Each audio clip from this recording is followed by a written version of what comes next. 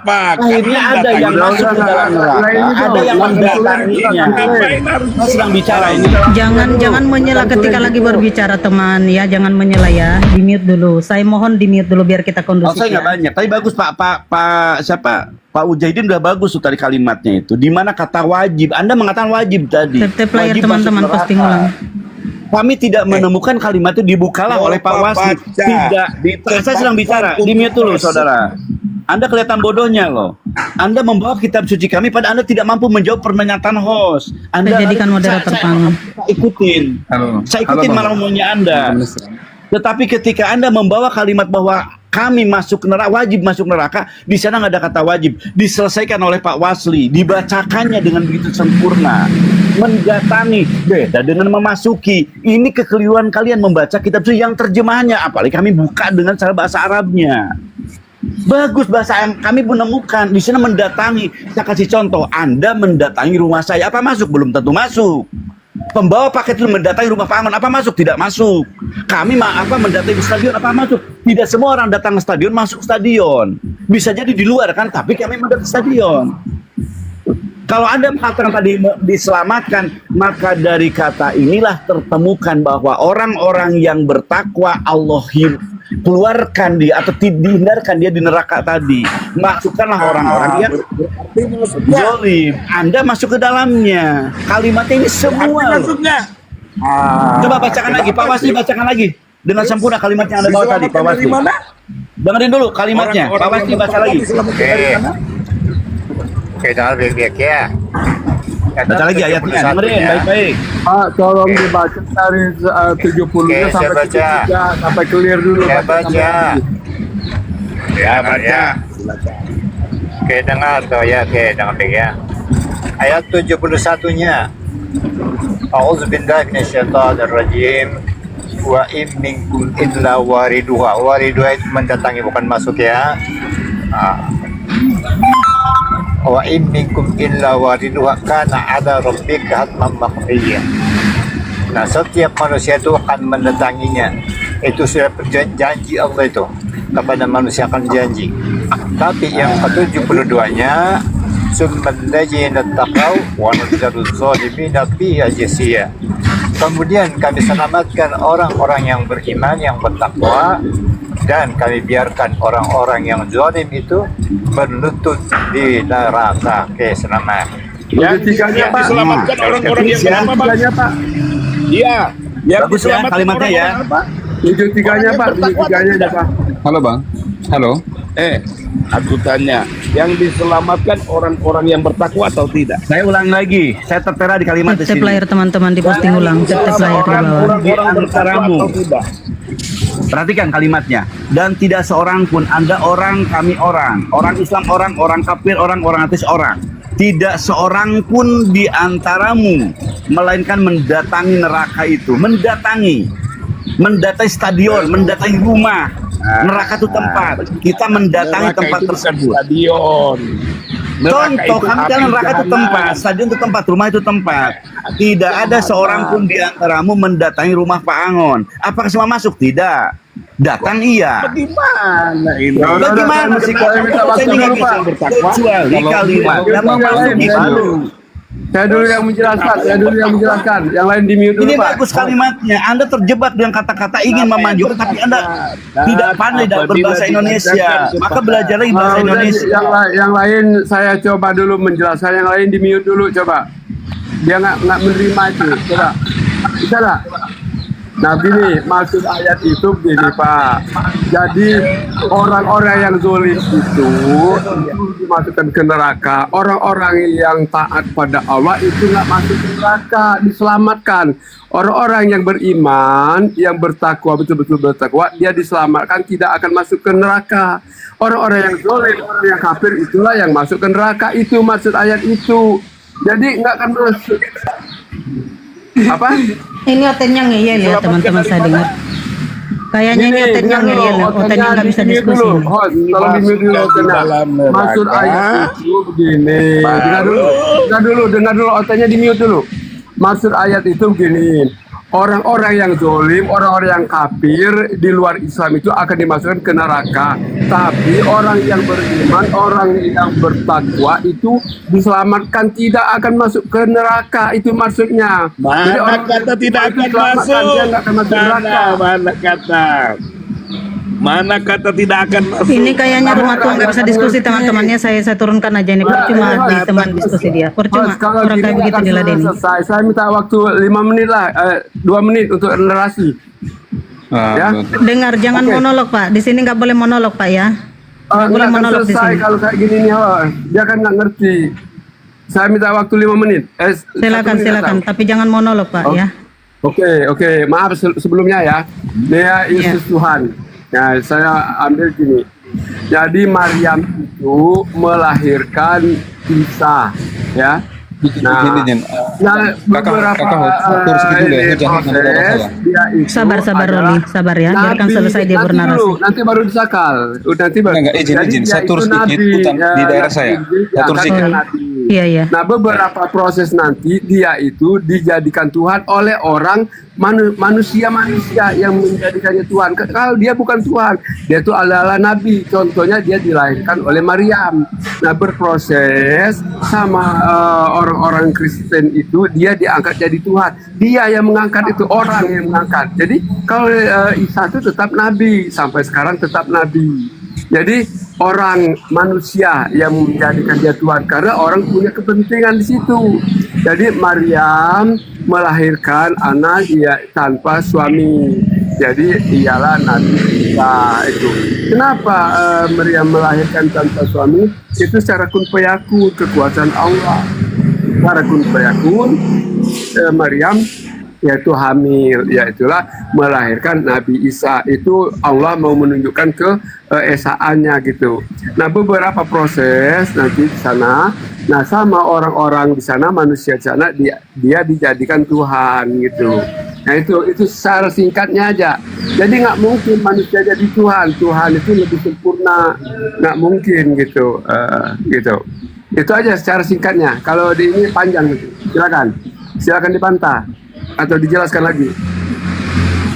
Oke, teman-teman Muslim, saya di sini sedang bertanya sama saudara Kristen kita ya. Yesus Tuhan apa bukan? Jadi mereka lah yang harus menjawab, bukan Muslim yang harus menjawab kalau Yesus itu Tuhan ya atau bukan ya. Tapi Kristen yang saya tanya di sini, Yesus Tuhan atau hayalan saja? Mereka lah yang harus menjawab. Teman-teman Muslim itu hanya bisa membantah mereka kalau itu salah, ya. Waalaikumsalam Ferdiansa.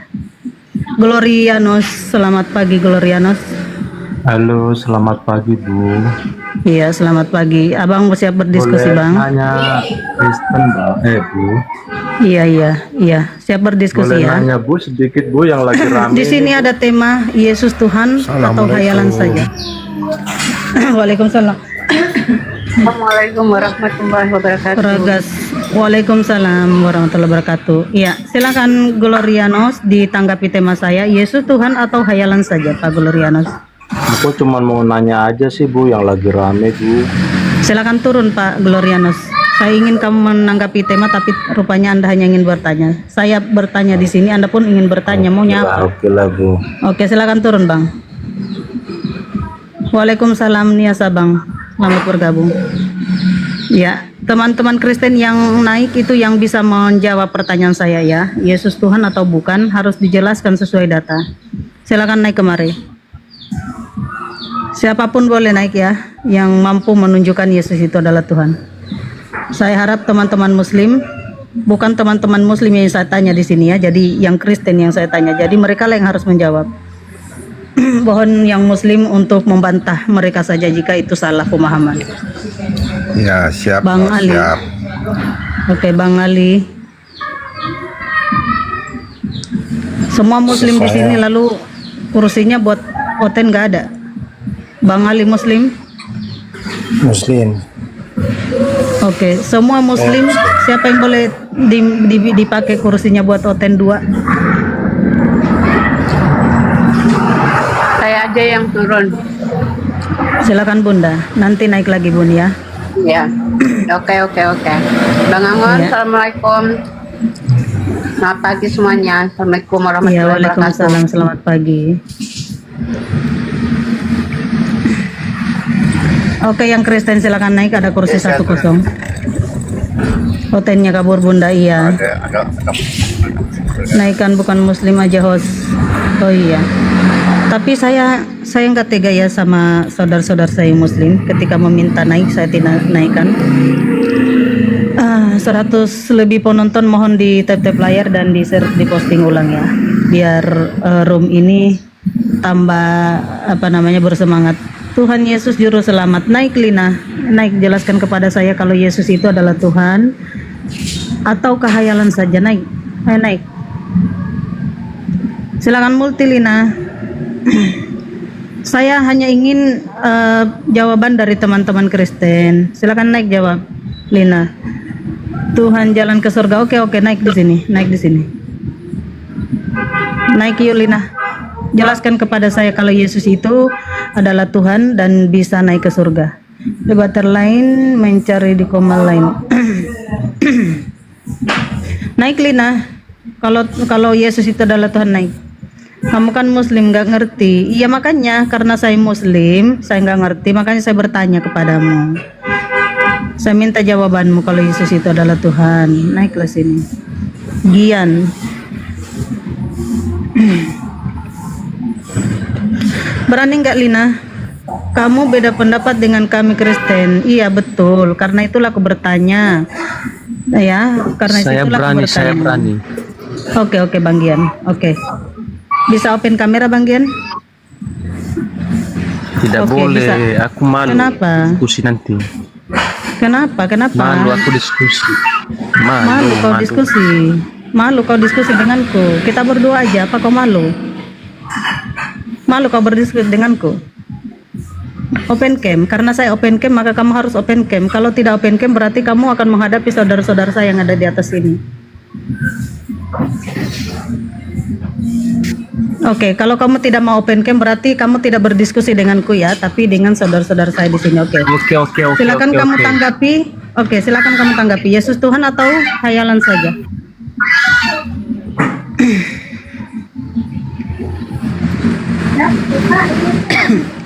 Silakan. 180 penonton di tap-tap layar, di posting ulang ya. Harap kondusif ya, karena room saya ini dipantau juga oleh para YouTuber ya. Bukan saya yang memasukkan ke YouTuber, tapi para YouTuber yang sedang memantau. Jadi harap kondusif ya ketika berdiskusi dan jangan monolog. Oke Bang Dian, silakan.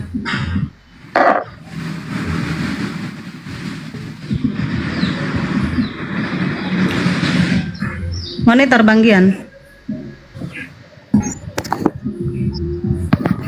Iya, monitor. Iya, silakan dijawab Bang. Ditunjukkan datanya ya Bang kalau Yesus itu adalah Tuhan.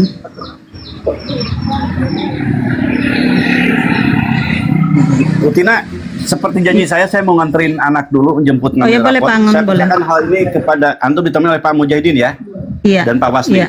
Ya, makasih banyak. Teman-teman yang lain, makasih banyak ya. Assalamualkum warahmatullahi wabarakatuh. Waalaikumsalam warahmatullahi wabarakatuh. Selamat berjuang. Oke, siapa yang mau berdiskusi? Bang Wasli. Nanti Gantikan kalau Pak saya tunjukkan datanya, Bu, Ibu percaya nggak? Iya, kalau ada. Ya.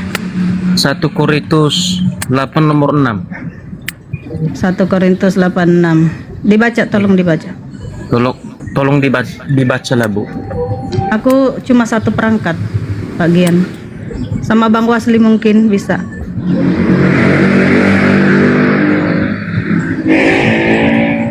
satu continue. Oke, Bang Gian, kalau kamu punya kamu paham tentang ayat itu Ya, disampaikan. karena bagian tadi yang mendalilkan, ya kan? Hmm. Iya, karena tadi bagian yang menyampaikan. Mohon bagian yang membacakan atau kemudian kalau berkenan silakan tunjukkan, kita baca bareng-bareng gitu. Iya. Lalu yang Bukannya kedua, saya kasih tidak kami mau ya. referensi untuk pemahamannya, kasih referensinya. Iya. Biar kita tidak bertengkar ya. Itu sesuatu Enggak, yang kalau aku nanti yang baca nanti silakan bagian. aku Yang ngarang-ngarang. pertama naik Bang Dian. Jadi ada yang mengatakan tuh Bang, kalau betul-betul memang ayat, bacalah. Kita dengar. Assalamualaikum warahmatullahi. Waalaikumsalam warahmatullahi wabarakatuh. Iwan bilang mau dibantu follow akun saya. Yang Oh, di follow lainnya lagi akun ke Bang Dian. Kalau tidak, Ya Allah. Lanjut. Nyimak dulu. Iya, di follow Bang Diannya teman-teman muslim, Bang. tolong. apa betul bang? Yesus Tuhan bang ataupun hayalan bang?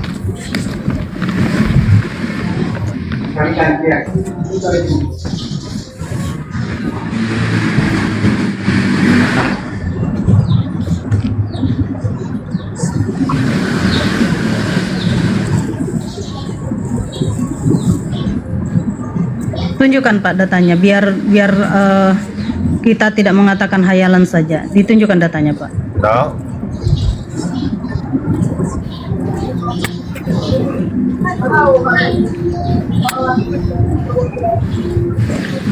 Bagian, Iya, Bang. Anda serius? Apakah Yesus Tuhan?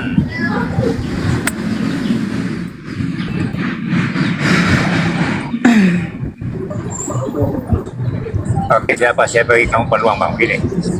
Betul ke bang? Yesus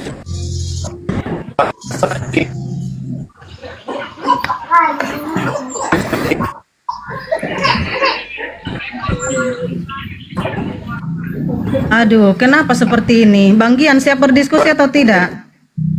Iya, tetapi kan sudah saya jelaskan, Bu.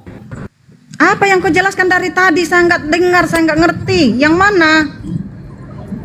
Ya tolong dibacakan. Saya mengatakan saya hanya punya satu perangkat. Tentu Anda lah yang membawa data. Katakan saja di mana itu tertulis atau Anda hafal mungkin. Kalau Anda hafal, karena Anda sudah tahu Anda mengatakan itu, berarti Anda hafal. Ya? Ya udah, Anda biar boleh baca. biar saya tunjukkan. Iya. Biar saya ambil Alkitabnya ya. Iya, betul. Gitu dong. Oke.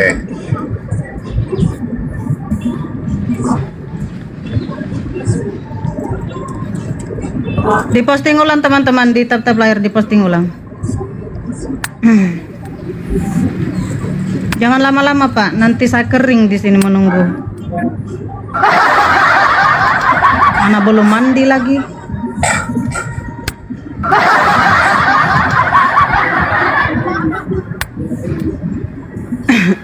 Diposting ulang teman-teman di tab-tab layar ya. Duh, jangan lama-lama Pak, nanti saya mau ke WC ini ya.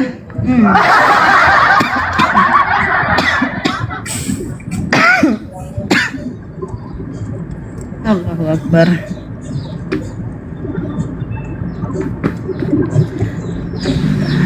Siapa lagi yang Kristen di atas, Bang Joker? Halo. Ya, Bang Joker Kristen ya. Ya, Ada Bang Joker rupanya. Kenapa tidak dibantu saudaranya Bang Joker? Dibukakan data itu? kan saya menghargai Anda. Nanti Anda Oh. saya bilang saya main-main masuk, Anda salahin saya. Kan begitu kan? Oh enggak. Saya menghargai Oh iya Anda betul kok, juga. Anda Oke menyudutkan betul. saya, Bu. Oke betul. Oke. Nah, silakan dibaca. Iya. Hah? Apa itu yang saya mau baca? Ntar dulu. Yang mana saya mau baca itu? Ya udah, silakan biar saya yang baca. Iya. Namun bagi kita hanya ada satu Allah saja, yaitu Bapa yang daripadanya berasal segala sesuatu dan yang untuk Dia kita hidup, dan satu yaitu Yesus Kristus yang olehnya segala sesuatu telah dijadikan dan yang karena Dia kita hidup. Yaitu. Oke, sudah saya bang? Selesai. Berarti Yesus itu sudah diberi kuasa begitu bang, ataupun dia berkuasa bang? Dia diberi kuasa atau berkuasa bang? Berkuasa. Berpuasa, oke, berpuasa ya bang ya. Oke, sekarang Yesus berkata dalam Yohanes 10 nomor 37, sekiranya aku tidak melakukan pekerjaan Bapa, jangan kamu percaya. Dia ada kuasa di situ atau tidak? Yesus berkuasa atau tidak bang?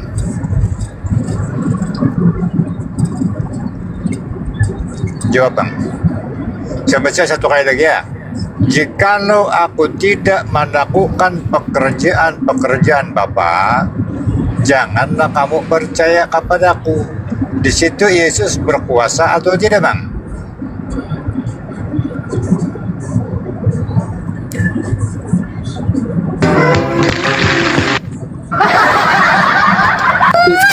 Jawab, konten, jawab. Dia berkata seperti itu. Apa jawabannya bang? Jawabannya begini bang, dia berkata seperti itu, dia merendahkan diri sebagai utusan, sebagai hamba. Oh, merendah. Tuhan pandai merendahkan diri. Tapi ya bang, dalam Yohanes 10 nombor 5 nombor 26, Bapa mempunyai hidup sendiri, Yesus pun mempunyai hidup sendiri. Macam mana itu bang?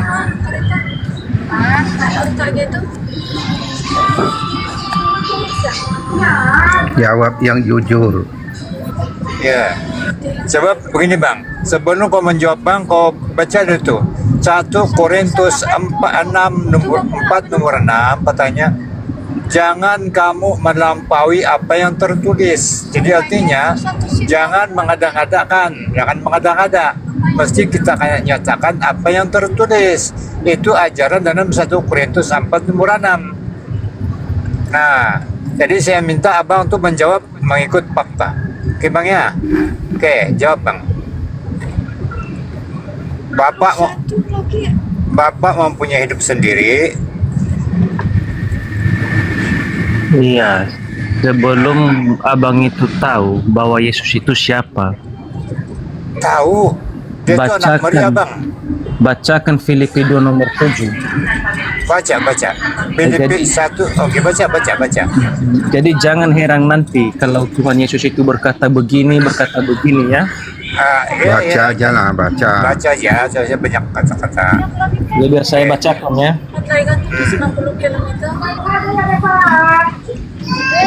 1 Filipi 2 nomor 7 bang, bunyinya bang.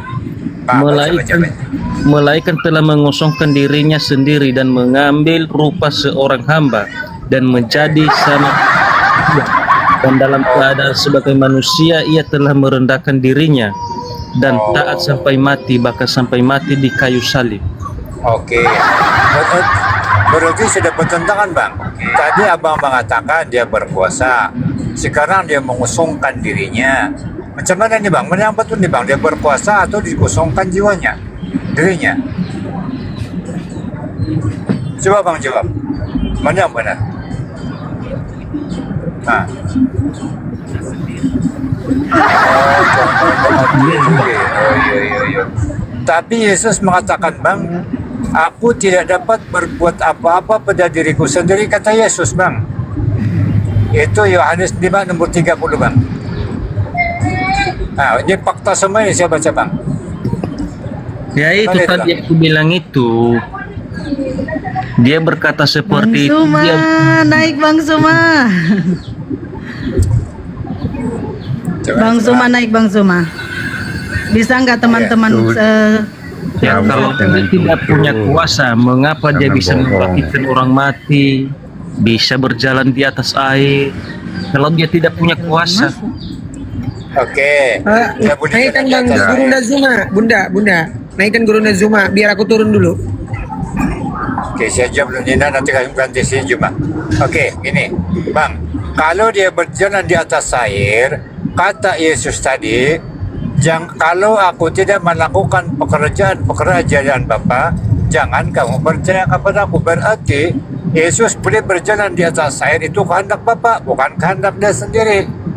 Nah, betul atau tidak bang?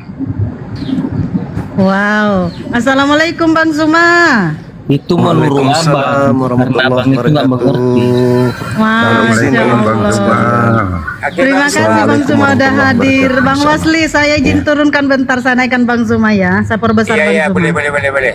Ya, Oke, Masya Allah. Mohon izin Bang Wasli, Masya Allah. Semuanya Iya. salam kenal semua teman-teman sekalian. Salam kenal. Putri Sulawesi Bang juga Juma. salam kenal. Kenal Bang Cuma, sama kenal. Saya mau naik Salam Bang kenal. Suma. Sama dengan Bang Juma. Dari Sulawesi, Iya, iya. mulailah. Ya. Buat teman-teman seperti biasa ketika Bang Suma sedang berdiskusi ya, kita mute ya. Kita dengarkan karena room ini dipantau sama YouTuber ya. Jadi mohon kondusif. Oke. Silakan Bang Gian berdiskusi dengan gurunda saya ya. Kita sesuaikan tema Yesus Tuhan atau kehayalan saja. Silakan. Assalamualaikum Bang Juma. Waalaikum saudara Gian. Kan bisa kan, nggak masalah kalau aku mengucapkan salam. Iya nggak apa-apa. Yang dilarang kata mengucapkan salam itu orang sebelah katanya nggak boleh. enggak. Biarkan dulu Bang Suma Silakan. mau berkata baru kamu ngomong ya. Gian. Oke, lanjut. Oke, jadi Iya. sekarang apa yang Lanjut, kita lanjut. bisa utarakan Bang Juma? Kalau saya ditanya terkait tema ini, yang pertama harus dipahami nih, saya bukan ngajarin. Tapi sebelum saya lanjut, saya minta maaf dulu kepada abang saya Wasli. Mohon izin tanpa mengurangi rasa hormat.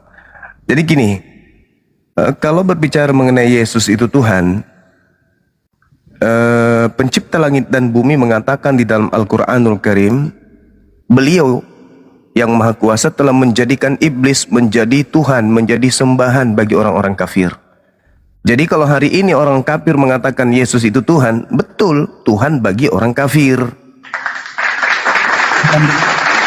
Kan gitu abangku. Dan Yesus juga mengatakan bahwa akan datang penyesat memakai namanya. Siapa nama anak Maria? Yesus. Siapa nama penyesatnya? Yesus. Kalau hari ini ada orang yang menyembah sosok Yesus, ya wajar.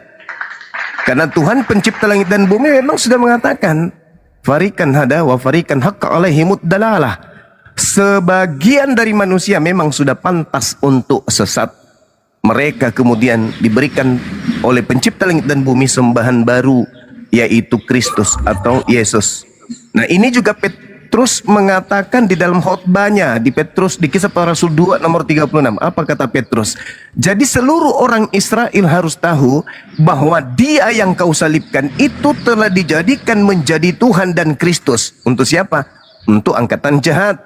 Paulus juga mengatakan hal yang sama. Di mana Paulus mengatakan itu? Roma 14 nomor 9. Apa kata Paulus? Allah telah menjadikan, untuk itulah Yesus mati, agar ia dibangkitkan oleh Allah untuk menjadi Tuhan. Bagi siapa? Bagi angkatan jahat. Jadi kalau hari ini ada yang menuhankan Yesus, wajar. Karena Tuhan memang minta dituhankan. Di mana Tuhan iblis memang minta dituhankan? Iblis minta dituhankan di dalam Lukas 4 nomor 6 nomor 7. Wahai Yesus, jika engkau menuhankan aku, maka segala isi dunia akan kuberikan kepadamu, sebab aku berkuasa memberikan kepada siapapun yang aku kehendaki. Jadi saudaraku Gian, kalau hari ini Anda menyembah yang namanya Yesus, Anda mengatakan Tuhan, silakan, itu Tuhan Anda. Tapi jangan pernah mimpi Tuhan Anda yang bernama Yesus itu adalah anak Maria. Itu bukan. Anak Maria itu cuma nabi. Anak Maria itu cuman Kristus. Anak Maria itu cuman utusan Tuhan kepada kaumnya Bani Israel. Sedangkan ada Yesus palsu yang Yesus nubuatkan akan datang menyesatkan banyak orang. Yesus palsu itulah yang Anda tuhankan hari ini. Demikian. Masya Allah.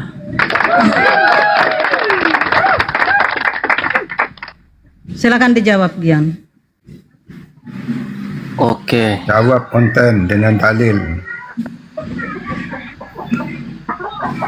Karena begini Bang Juma, percuma juga saya menjelaskan karena Bang Juma itu nggak percaya.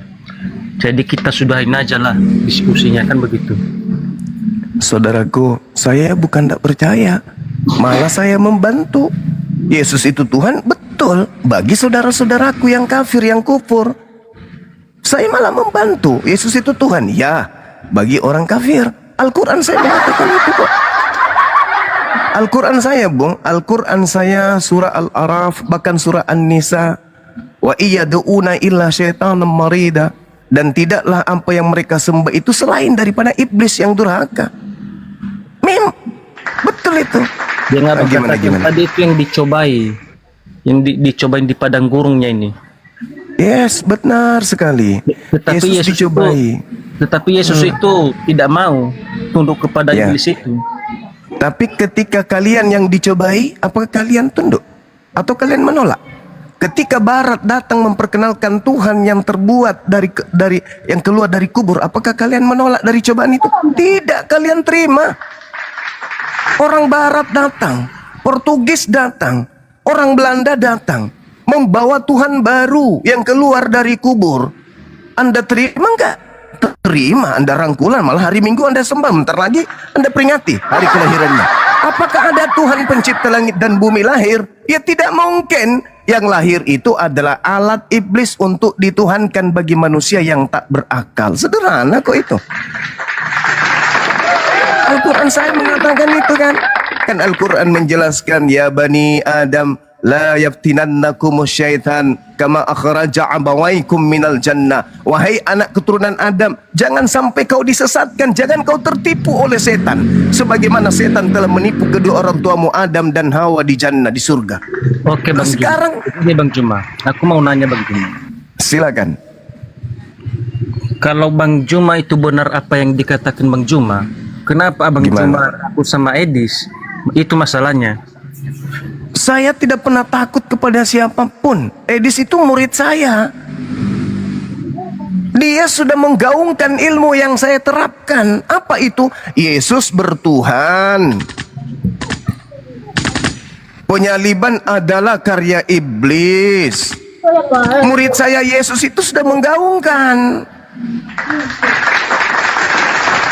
Dulu dia berani menantang saya, dulu. Sekarang mana berani, dia sudah jadi murid kok. Gitu saudara. Bentar, Juma, nggak ada bukti ya. Kau pernah berkomen tentang Edis, ya? Kalau lawan Edis itu, profesor pun nggak bisa lawan Edis. Kau bilang begitu kan? Oh betul. Nah, Anda cerdas. Anda cerdas. Tolong saudara tunjukkan kepada saya, doktor mana, profesor mana yang bisa kemudian berbicara dengan kera. Ayo. Dokter mana, profesor mana yang bisa berdiskusi dengan monyet? Nggak ada. Profesornya percuma sekolah tinggi-tinggi sampai di planet Mars. Menghadapi monyet yang mana bisa menang? Inilah kau la quwata illa billah. Belum pernah ada saya melihat manusia berdialog, berdiskusi, berdebat dengan kera dan manusianya menang. Belum pernah. Kenapa? Karena nggak nyambung. Kau pikir itu si Edis itu kera? Lah, kalau bukan kera lalu apalagi? Al-Quran saya mengatakan, wa iyad'una illa syaitanan marida ulaika hum syarrul bariyah. Memang kau nyiptain Edis itu? Al-Quran yang menerangkan. Bahkan Yesus mengatakan apa? Ya, saudara, tenang, tenang, saudara. Kau itu manusia. Yesus mengatakan di dalam kitab catatan Matius kepada orang-orang Roma dan Yunani, jangan kau berikan barang-barang kudus kepada anjing dan jangan kau lemparkan mutiara kepada babi. Siapa anjing dan babi? Baca kitab saudara 2 Petrus 2 nomor 20, 21, 22. Ternyata yang dimaksud dengan kera dan monyet anjing dan babi di sana itu adalah Kristen. Maaf nih, itu dalil. Bang, benar Bang. Begini Bang penjelasannya Bang. Udah ada yang membenarkan. Alhamdulillah. Dapat murid baru saya di sini.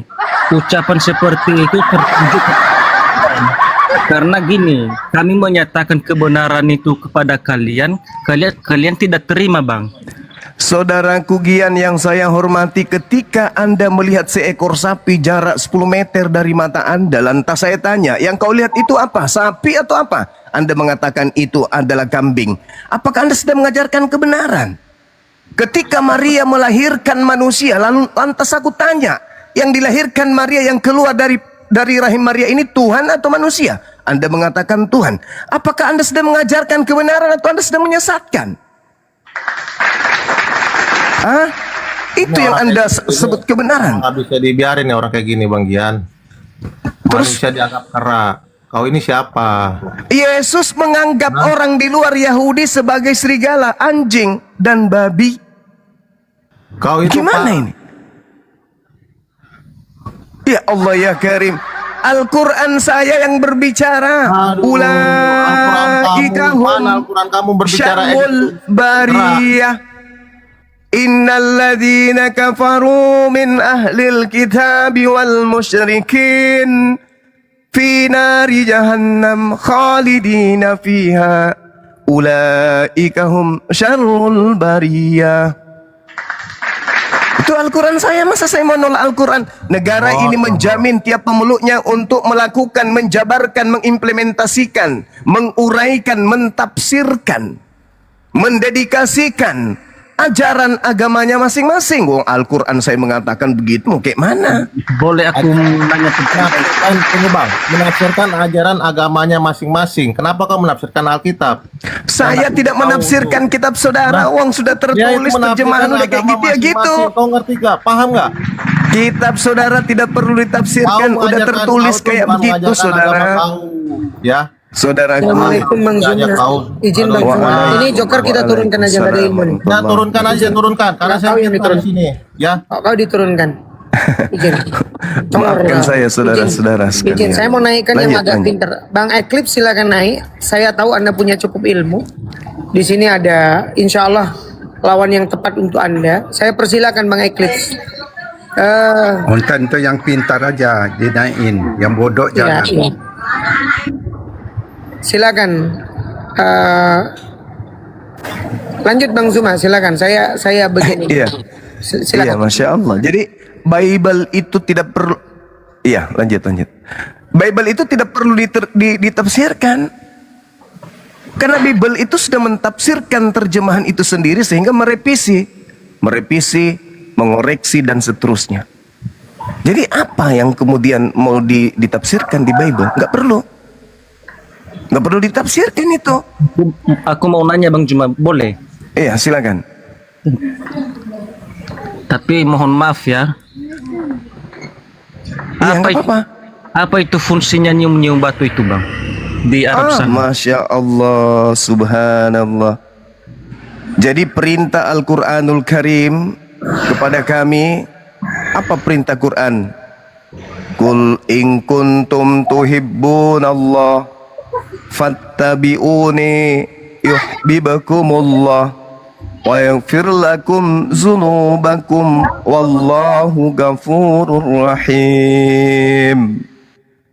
Jadi kata Quran, jika engkau ingin dicintai oleh Allah, ingin dosa-dosamu seluruhnya dihapuskan oleh Allah, maka ikutlah kepada baginda Rasulullah Muhammad sallallahu alaihi wasallam. Itu kata Quran. Ya, ketika Nabi Muhammad mengatakan bahwasanya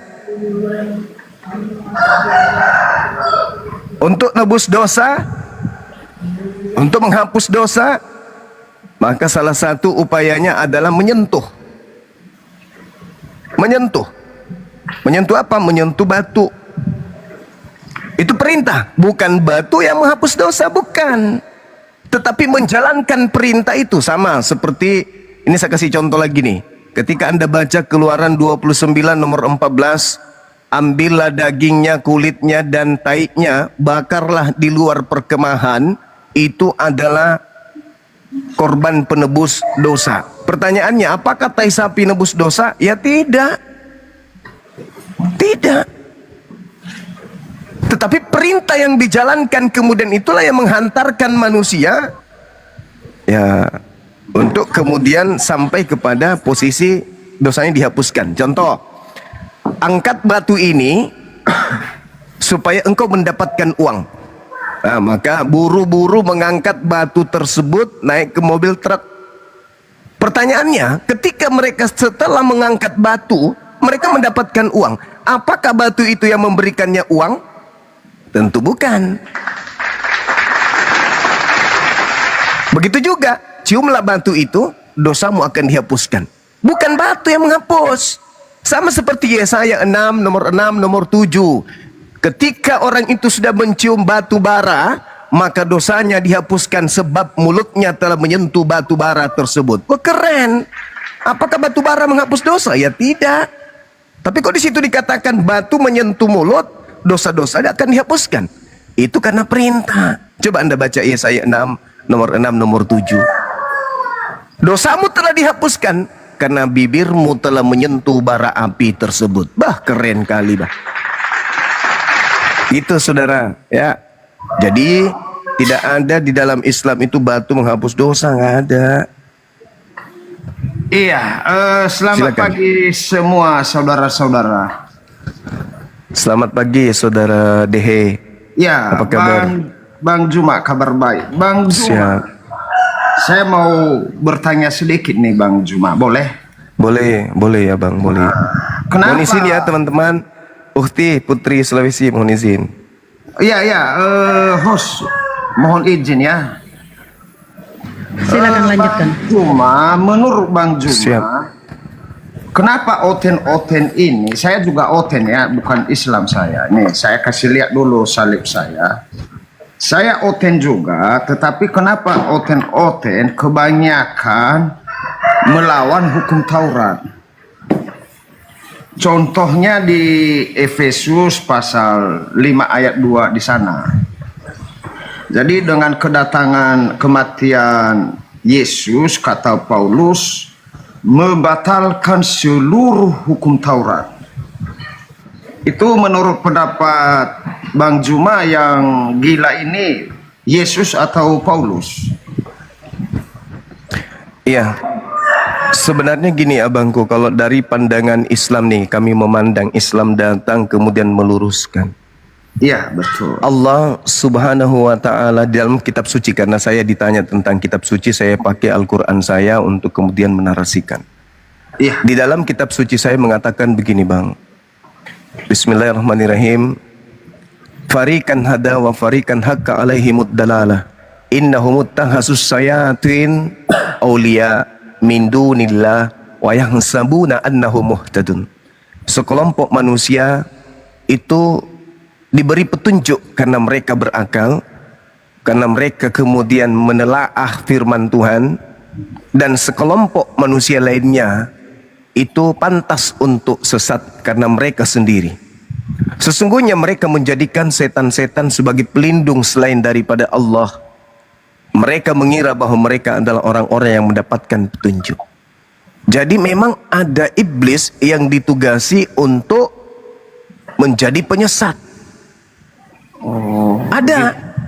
Iya, tugas iblis itu dicipta oleh Allah untuk menjadi penyesat. Yesaya 45 nomor 7, Tuhan yang menciptakan kejahatan. Jadi sengaja Tuhan itu fa'alhamaha fujuraha wa taqwaha. Allah menciptakan manusia dengan dua potensi. Potensi pertama jahat, potensi kedua bertakwa, takut, tunduk hanya kepada Allah. Jadi kita ini. Nah, bagaimana dengan pertanyaan saudara? Coba Anda lihat di Matius 5, Bang. Matius 5 nomor 19, apa kata Yesusnya?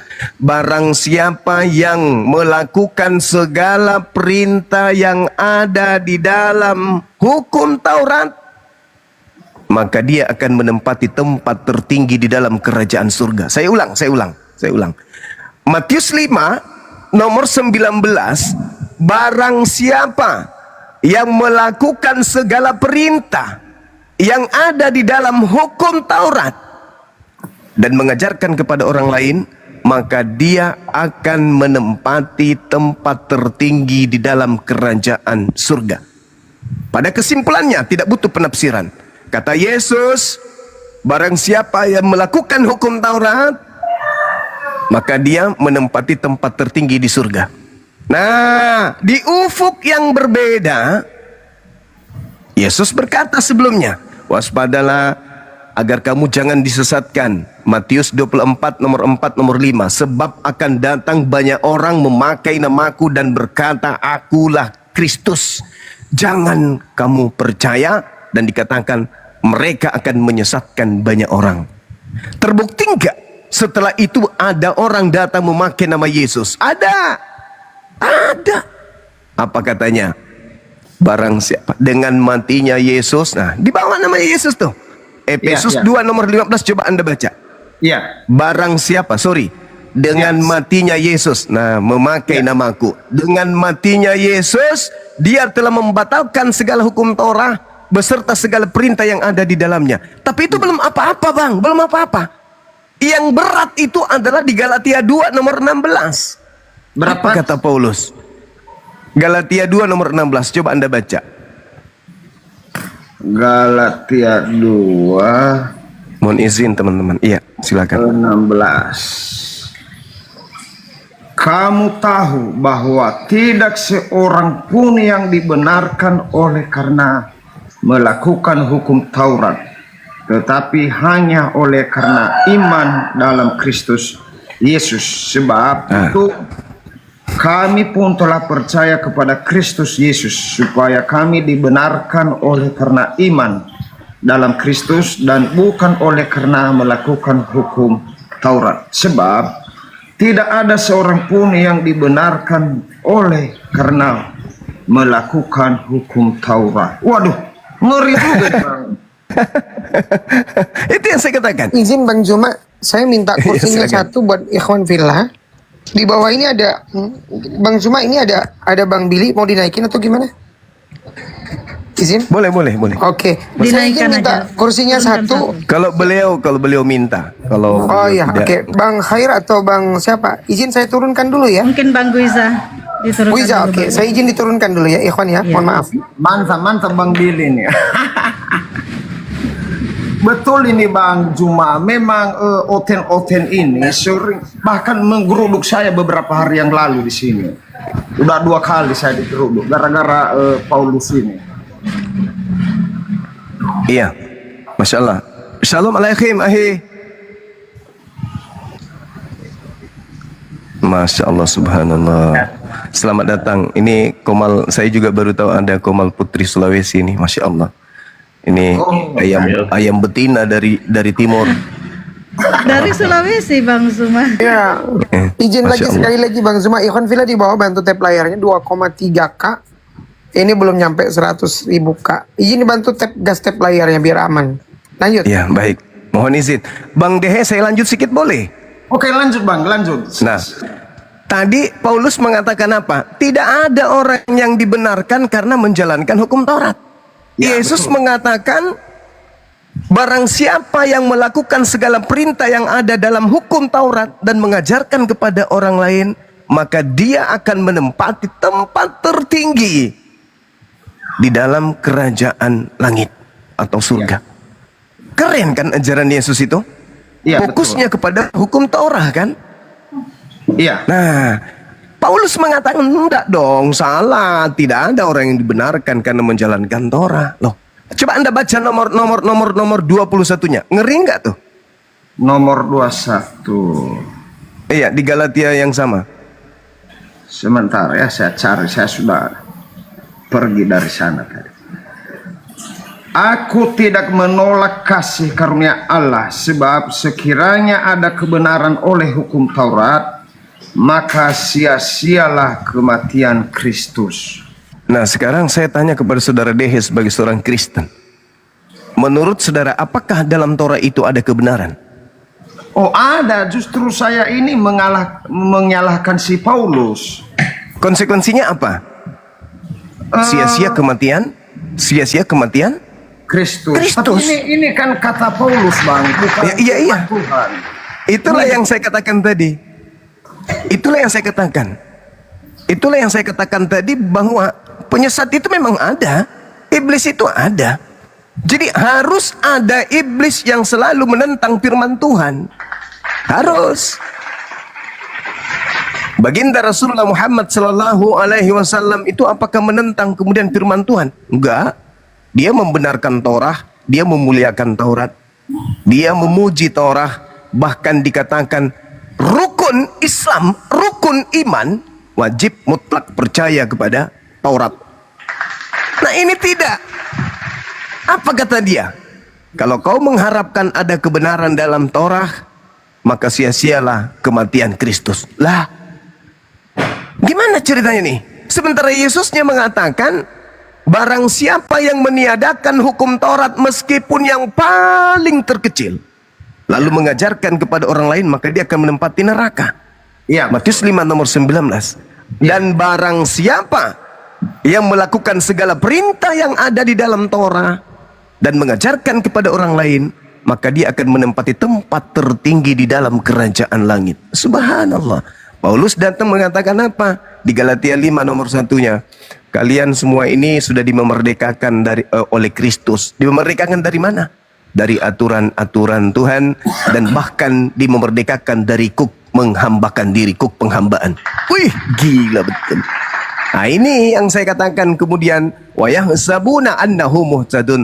Mereka orang-orang kafir ini mengira mendapatkan petunjuk, padahal sesungguhnya mereka menjadikan iblis sebagai pelindung selain daripada pencipta langit dan bumi.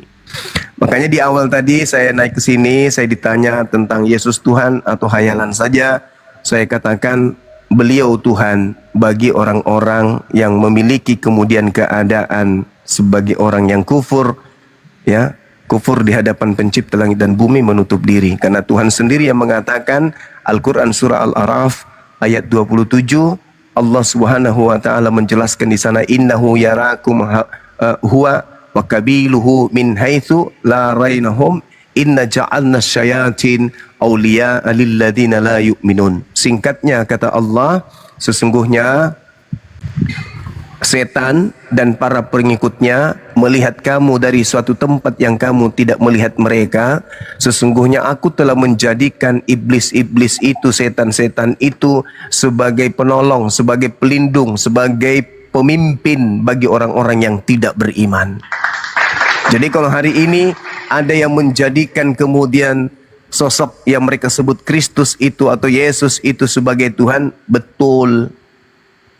Makanya dalam Al-Quran, wa idza khusyiran nasu kanu lahum a'da wa kanu bi ibadatihim kafirin. Itu dikatakan bahwa nanti di hari kiamat, sebelum orang ditetapkan masuk surga atau neraka, Allah mengatakan pada hari terakhir nanti apa yang mereka sembah selain daripada aku akan menjadi musuhnya. Nanti akan menjadi musuh tuh. Orang yang menyembah Yesus akan menjadi musuhnya Yesus. Matius 7, 22, 23. Enyahlah daripadaku, aku tidak mengenal kamu. Kamu semua adalah pembuat kejahatan. Dan apa yang mereka lakukan, pujian-pujian, pujaan-pujaan yang mereka lakukan terhadap selain daripada aku, itu akan diingkari. Nah, itu fakta real tertulis dalam Bible. Bukankah kami dulu bernubuat, mengusir setan, bermukjizat, bermukjizat, mengusir setan, bernubuat pakai namamu? Apa kata Yesus? Saat itulah, pada hari itulah, pada saat itulah aku akan berterus terang kepada mereka, enyahlah daripadaku, engkau semua adalah pembuat kejahatan. Aku tidak mengenal kalian. Nah, itu diusir tuh. Saya kira begitu, sahabat-sahabat sekalian. Terima kasih atas kesempatan yang diberikan. Saya tanggapin sedikit ya, Bang Jumayah. Silakan Bang Dehe atau Akhi Billy. Dengan oten-oten pengikut Paulus, berarti mereka sudah membatalkan 613 hukum Taurat itu. Ya. Ya, mereka batal, lalu mereka boleh berzina, membunuh, mencuri, bersaksi dusta, menyembah berhala. Oh iya, makanya kemarin banyak pendeta yang tidak senang dengan narasi saya bahwa jikalau Paulus sudah membatalkan hukum Taurat, lalu Anda percaya kepada Paulus, maka hukum Taurat yang 613 itu sudah batal semuanya. Makanya lalu berdusta. Saudaraku Dehe, Bang Dehe, ada satu hal yang menarik. Bukan saya ingin menyelah ketika saudara mengatakan Paulus boleh berzina. Enggak. Saudara Kristen kita itu juga nggak boleh berzina. Tetapi dengan batalnya hukum Taurat seluruhnya, Bang, di situ boleh. Oke, saudara. Oke. Kalau memang batal, tapi saya rasa ini hanya perkataan Paulus ketika dia sedang tidak sehat sepertinya. Jadi gini, saudaraku. Kalau kita melihat dari Efesus 2 nomor 15, beliau membatalkan. Ya, betul. Perintah dalam Keluaran 20 jangan kau berzina itu dibatalkan. Tetapi dia duduk di tempat yang kudus. Apa kata Yesus dalam Matius 7 nomor 24 nomor 15? Apabila engkau melihat sang pembinasa keji duduk di tempat yang kudus. Nah, sang pembinasa keji ini mengambil alih fungsi Tuhan. Dia memberi perintah. 1 Korintus 6:18. Coba Anda baca di situ. Apa perintahnya? Jauhkanlah dirimu dari percabulan. Setiap dosa yang lain dilakukan manusia terjadi di luar dirinya, tetapi orang yang melakukan percabulan berdosa terhadap dirinya sendiri. Jadi Paulus itu ketika dia membatalkan perintah jangan berzina, dia bikin versi baru. Jadi ketika orang hari ini tidak berzina, bukan taat kepada Tuhannya orang Yahudi, bukan, tapi taat kepada Paulus. Makanya dikatakan oleh Yesus, iblislah yang menjadi bapakmu dan kamu mau melakukan keinginan-keinginan bapakmu. Sekarang pertanyaannya, atas keinginan siapa orang Kristen tidak berzina, tidak bercabul? Atas keinginan Tuhannya Yahudi atau atas keinginan Paulus?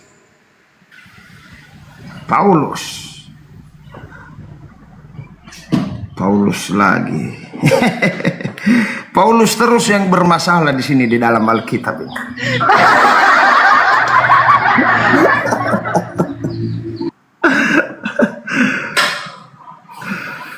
Paulus paman.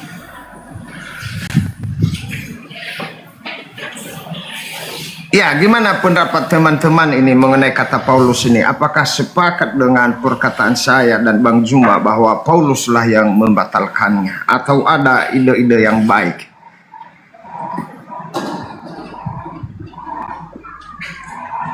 Astagfirullahaladzim. Kenapa ini Bang Suma? Moderator, Bang Dian, kenapa nih Bang Suma?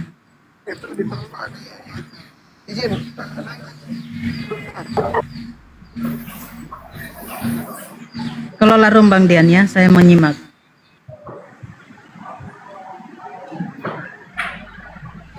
Oh, bantu di tap-tap layarnya dulu ya.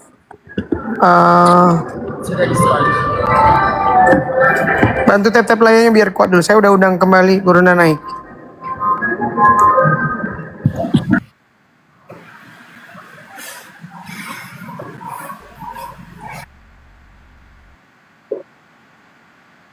Gangguan, saudara-saudara. Sekali lagi saya katakan, Bang Dehe, ya. Saudara kita Kristen ketika kemudian mereka tidak melakukan pencabulan, itu karena perintah Paulus. Makanya dikatakan juga di dalam kitabnya mereka, ketika Yesus mengatakan, jangan kau menyebut siapapun di atas muka bumi ini Bapak, sebab hanya ada satu Bapakmu, yaitu Dia yang ada di langit.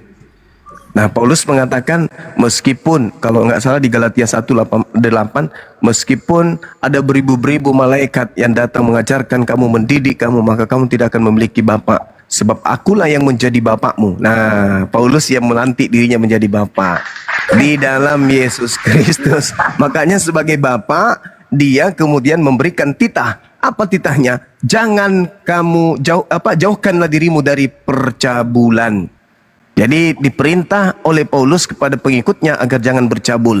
Akan tetapi itu bukan perintah Tuhan, tapi perintah Paulus. Tapi mereka taat. Perintah Tuhannya dibatalkan, perintah manusia Paulus ditaatinya gitu. Betul. Gitu saudaraku. Jadi bukan tidak bercabul, bukan mereka bebas berzina. Ya mungkin itu ada benarnya juga sih. Jadi Karena kan saya bingung ya, ini, Bang Juma, saya bingung ini. Iya. Beberapa pendeta sudah berdiskusi dengan saya, bahkan mereka itu membatalkan perintah Tuhan. Contohnya perintah mengenai sunat dan hukum Taurat ini. Tetapi mereka cenderung ini membela Paulus. Makanya saya bingung, saya sebagai orang Kristen, saya bingung sendiri. Ada apa ajaran Paulus ini sehingga mereka mati-matian membelanya. Makanya nama saya bukan Dehe lagi hari ini, saya tulis tadi Nabi terakhir ke-29 supaya oten-oten ini saya luruskan, oten-oten yang sesat ini. Iya, ini hadiah Natal buat mereka ini, saya ubah nama saya.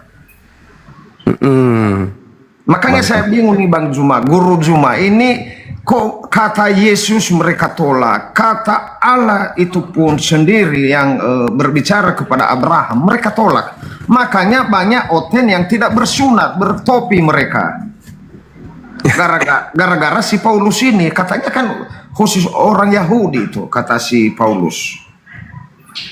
Tapi Paulus dari mengajarkan tidak bersunat itu, Bang Dehe, itu pernah bertaubat. dari mengajarkan ajaran itu.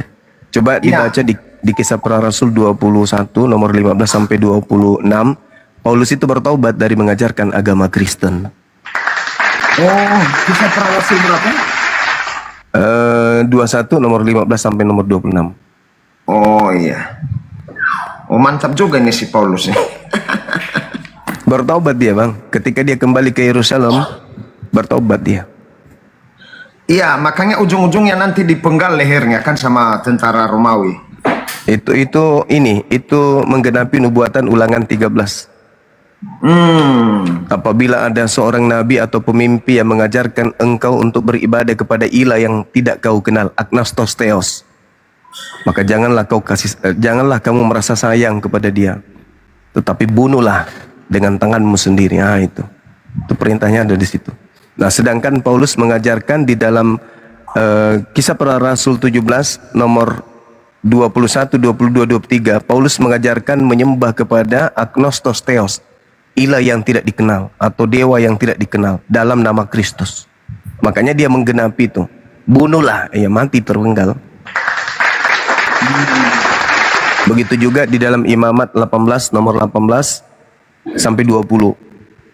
Itu perintahnya itu. Nabi yang terlalu berani berbicara bismi anoki dengan mengatasnamakan namaku, tetapi tidak terjadi apa yang dikatakan alias nabi palsu, maka dia harus dibunuh. Nah itu. Oh mantap. Saya sudah catat semuanya guru. Jadi nanti di dalamnya aja Kisah Para Rasul 21 nomor 15 sampai 26. Betulkah Paulus itu bertaubat dari mengajarkan jangan bersunat? Nah, kita lihat di situ, baca di situ. Lalu parahnya lagi, Bang. Dia kan mengajarkan sekali saja berkorban untuk selama-lamanya di atas salib, yaitu Yesus dengan darahnya kan. Tapi ternyata begitu dia kembali ke Yerusalem, dia berkorban lagi. Dia mempersembahkan persembahan untuk mentahirkan dirinya gitu loh. Bukankah Yesus sudah mempersembahkan dirinya sekali saja untuk seluruhnya? Tapi kenapa dia ketika diperintahkan sama rabi-rabi di sana, apa yang harus kamu lakukan sekarang? Ya kamu sekarang, kamu mensucikan dirimu, kau mentahirkan dirimu. Kau tahirkan dirimu. Ada 4 orang sedang bernazar, kau bantu dia, bayarkan kemudian nazarnya, habis itu kau tahirkan dirimu. Paulus tunduk nggak atas perintah itu? Tunduk. Lalu Paulus mempersembahkan persembahan, masolang generasi. Jadi pengikutnya ya generasi rusak gitu, Bang Dehi. Saya sudah mengerti guru. Mungkin ada hal yang ingin disampaikan oleh Akhi Billy. Mohon maaf Akhi Billy, saya menemukan beberapa data di dalam kitab yang digunakan oleh saudara Kristen.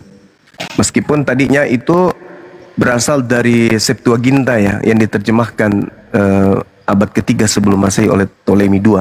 Tapi saya rasa masih tidak terlalu jauh dari original teksnya. Saya baca dulu terkait dengan, saya baca aja dulu, Akhi, nanti antum ini tanggapi. Sebagai Yudaism, praktis Yudaism, pasti Anda paham. Saya membaca di dalam Hagai 2 nomor 16. Maka sekarang perhatikanlah mulai dari hari ini dan selanjutnya, sebelum ditaruh orang batu demi batu untuk pembangunan bait Tuhan atau Baitel, atau di dalam iman umat Islam itu Baitullah.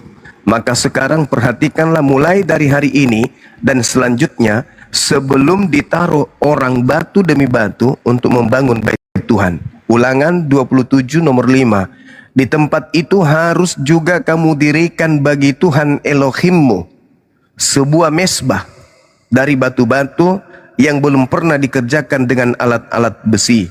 Kemudian di Yesua 8 nomor 31, seperti yang diperintahkan Musa hamba Tuhan kepada orang Israel menurut apa yang tertulis dalam kitab hukum Musa, suatu mesbah dari batu-batu yang tidak dipahat, yang tidak diolah dengan perkakas besi apapun, di atasnya lah mereka mempersembahkan korban bakaran kepada Tuhan dan mengorbankan korban keselamatan.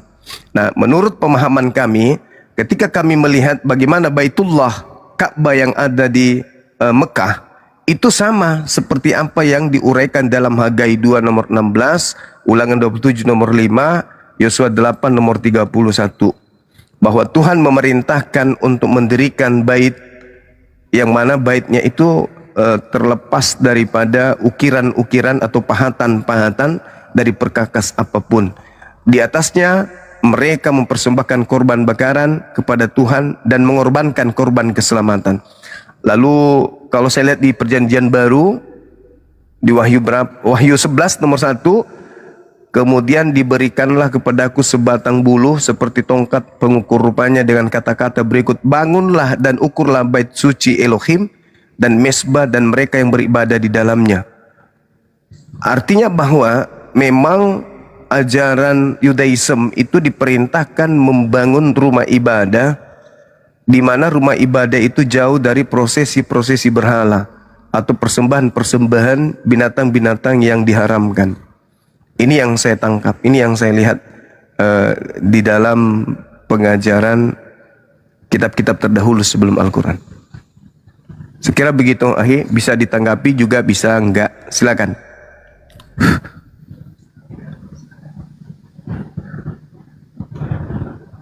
Berapa itu tadi? Kalau saya ya, karena kalau di kitab Kristen kan tuh kayaknya beda dengan yang di kedua ayat berapa? Putus-putus. Bentar.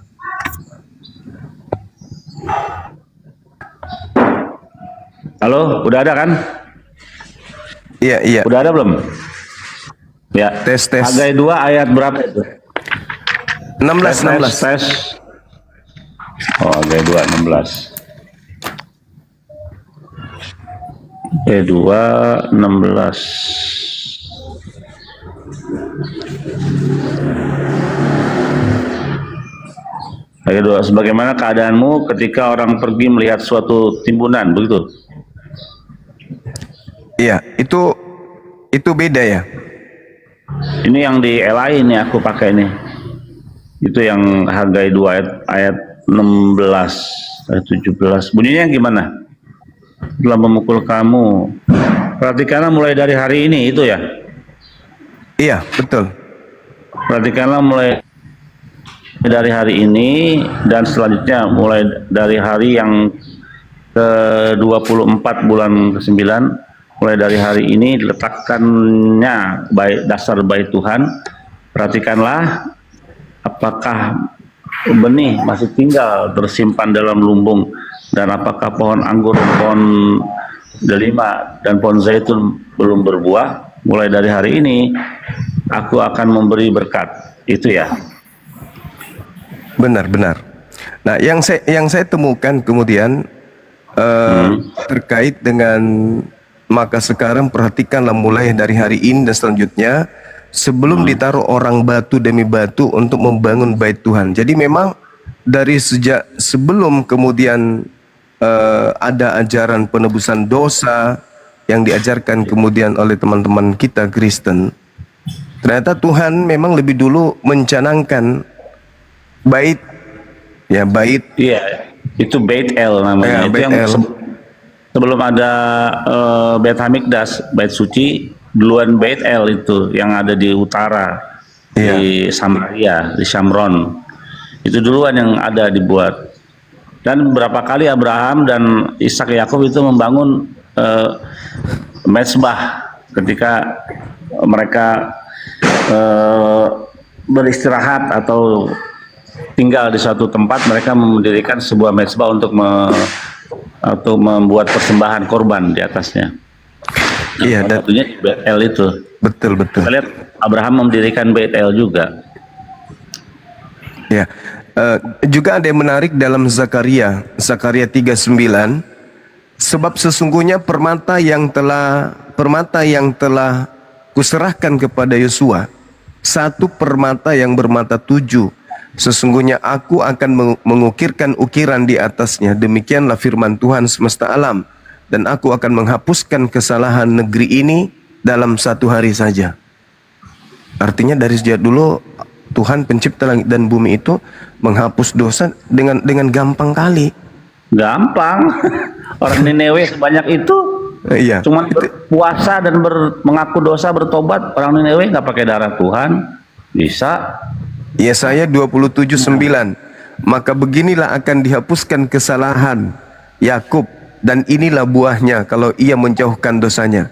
Ia akan membuat segala batu mesbah seperti batu-batu kapur yang dipecah-pecahkan, sehingga tiada lagi tiang-tiang berhala dan pedupaan-pedupaan yang tinggal berdiri. Itu gampang kali. Betul. Dosa Yakub dihapuskan, hanya membuat batu mesbah gitu loh. Betul. Ya, jadi kalau ada kemudian manusia nebus dosa langsung jadi Tuhan, nah ini yang jadi pertanyaan besar ini. Nah, karena itu bertentangan dengan Taurat dan kitab para nabi itu. Iya, ini yang menarik ini. Secara logika gini loh. Orang-orang Yahudi di dalam Imamat 1 nomor 2 perintahnya, penebus dosanya itu adalah hewan, ternak, binatang, kambing, sapi, lembu. Yang aneh di sini, kenapa orang Yahudi tidak menyalib dombanya gitu loh. Domba itu kan harusnya disalib kalau konsep mereka yang mau kita pakai. Itu yang pertama. Kedua, yang mati disalib ini yang Tuhan. Berarti ya orang Yahudi apakah bisa menyembah sapi, lembu yang disalib, yang menebus dosanya, kan gitu. Iya, betul.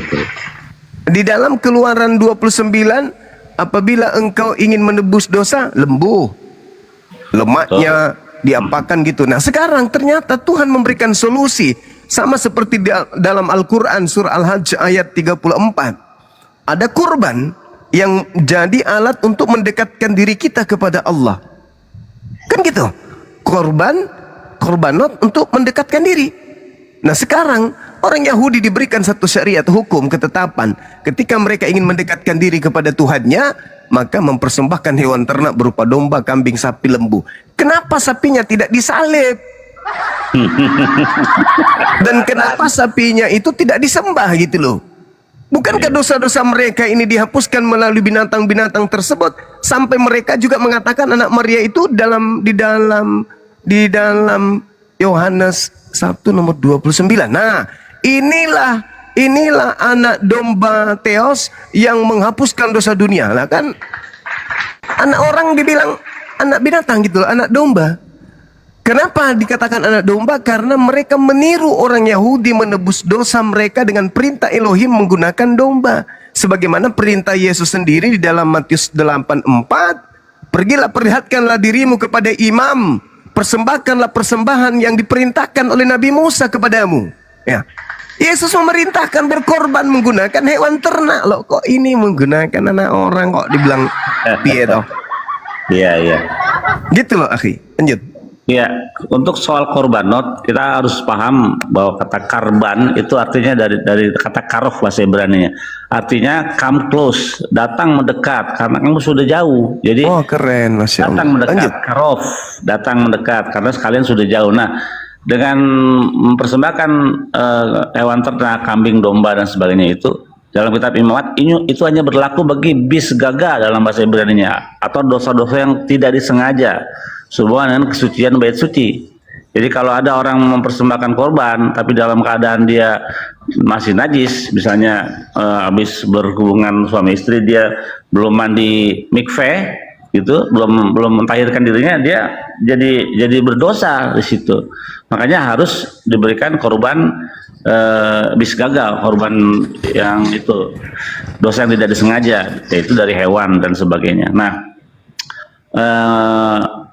masalahnya untuk sebuah korban itu menjadi sah mengadakan pendamaian, darah dari hewan itu harus tercurah di mezbah, di mezbahnya, bukan disalib. Enggak disalib. Itu menurut kitab Imamat harus darahnya. Dan kriteria dosa kan ada 5 korban kharat, korban minha, korban slamim. Dari korban-korban itu, kalau korban menghapus dosa itu harus perempuan, feminim atau betina jenisnya. Nah lo mati Mija. harus betina. Mati Mija. Betina kriterianya dan umurnya harus 1 tahun. Umur itunya ya kambing dombanya berusia 1 tahun. Jadi Yesus itu tidak bisa mengadakan pendamaian pertama di mezbah, darahnya nggak ada di mezbah, nggak dicurah di situ, dan dia juga laki-laki, jantan bukan betina gitu. Dan yang penting dia bukan hewan, jadi itu nggak legit. Nah, dan kalau kita buka dalam Ulangan 24 ayat 16, lo yum tu akut albanim ubanim lo yum tu alafot isbekh itu yumatu, artinya janganlah ayah dihukum mati karena anaknya, janganlah juga anak dihukum mati karena ayahnya. Setiap orang harus dihukum mati oleh karena dosanya sendiri. Jadi nggak ada tanggung-tanggungan dosa. Kalau ada orang yang menanggung dosa sesamanya, itu bertentangan dengan kitab Taurat Musa dan juga kitab para nabi yang lainnya. Belum di kitab Yeskiel apa itu akhirnya. Anak nggak boleh menanggung dosa ayah juga. Iya, Yeskiel 18, betul. Jadi tanggung-tanggungan dosa, apalagi pakai darah Tuhan, itu tidak ada sama sekali. Terus aku mau mengakui tentang Paulus. Waktu Paulus mengatakan Taurat itu tidak membawa kesempurnaan, seorang raja dan seorang nabi berkata di dalam kitab Mazmur ya, dikatakan Torah Hashem temim mesiot nefes edut Hashem neemana makimat peti. Taurat itu sempurna, menyegarkan jiwa. Peraturan Tuhan itu teguh, memberikan hikmat kepada orang yang tak berpengalaman. Ulangan 11 itu ya, iya. 11 itu ya, iya. Ini Mazmur. Assalamualaikum.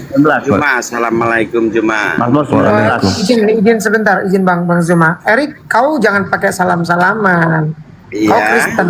Ya perkenalkanlah kau Kristen. Oke, saya mantan Muslim ya. Udah, nggak usah tipu-tipu. Oke, ya. Ini ada tema tanggapi. Jadi saya tahu ya, kayak mana Islam di Iran, kayak mana Islam di Turki ya. Saya tahu ya. Oke, pertanyaan saya Juma. Benar. Apa ini kok pertanyaan? Tanggapi Ulangan 30. Ulangan 30 11 itu ahi.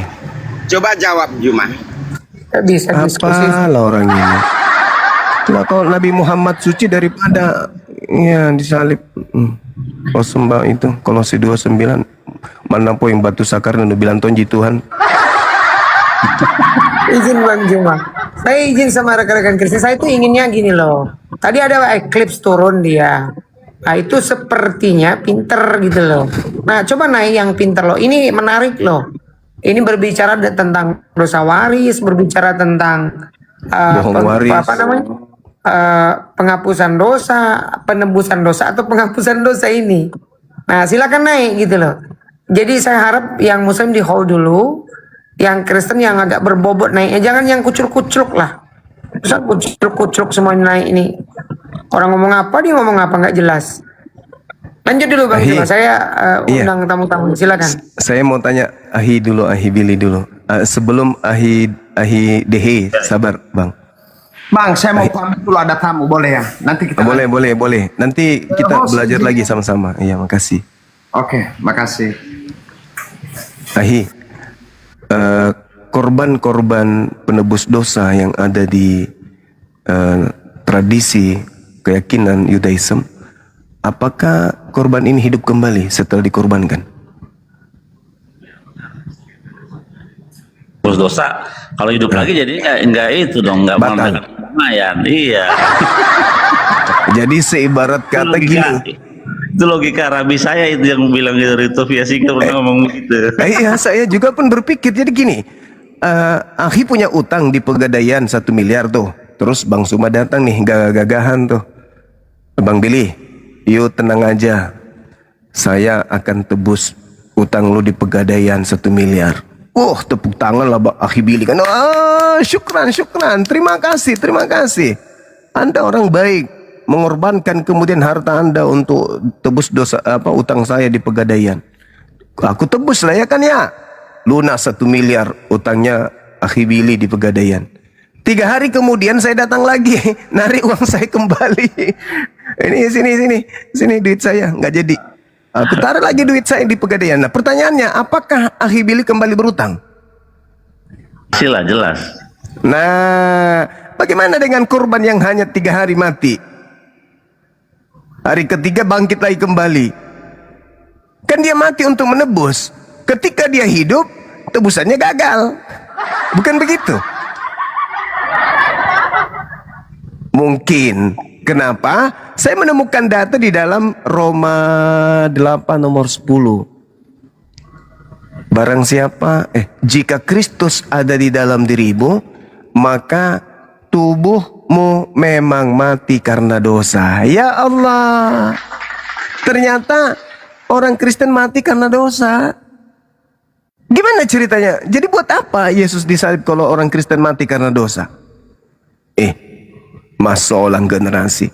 Orang mati karena dosa itu kemana perginya? Surga apa neraka, teman-teman? Neraka.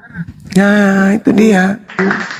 Roma 8 nomor 10.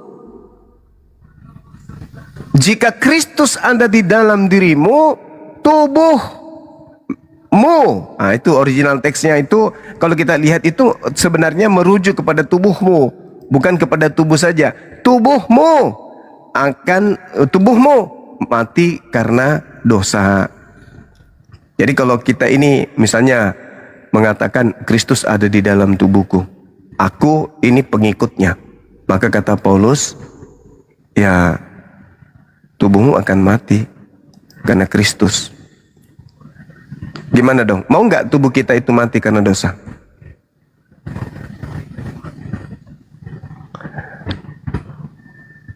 Tetapi jika Kristus ada di dalam kamu, maka tubuhmu memang mati karena dosa.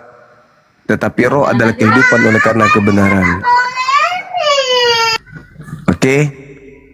Jadi barang siapa yang ingin tubuhnya mati karena dosa, silakan jadikan Kristus ada di dalam hidupnya. Berdasarkan Roma 8 nomor 10. Sekira begitu saya kembalikan kepada host. Ya, izin sebentar saya sapa dulu tamunya Bang Zuma. Assalamualaikum Bang Goto. Aduh, mohon maaf yang ada anak kita turunkan dulu. Assalamualaikum warahmatullahi wabarakatuh. Bang Goto, monitor. Waalaikumsalam warahmatullahi wabarakatuh. Abangku, kok lama nggak jumpa kita? Oh iya Bang, saya sibuk ini. Ya, ada MBG di Toraja ini. Saya baru pulang juga Bang. Ini baru 3 hari saya di Makassar. Masya Allah. Ini juga ada Manru. Kate Manru. Bukan. Dia orang. Assalamualaikum warahmatullahi taala wabarakatuh. Waalaikumsalam warahmatullahi wabarakatuh. Kukana sari batang tidak. Iya. Teh betul. Oh iya. Salam kenal Bang Manru. Jumpa juga dengan Pak Zuma. Alhamdulillah. Pagi ini sehat-sehat selalu Bang Zuma. Sehat alhamdulillah. Kita dengarkan dulu ya Bang. Ada materi dari sahabat kita dari Yudaism. Silakan Ahi. Ya, baik. Oke, lanjut. Ini korban ya, ini. Jadi daftar semua korban hewan ya, korban bakaran hewan. Nah, ini untuk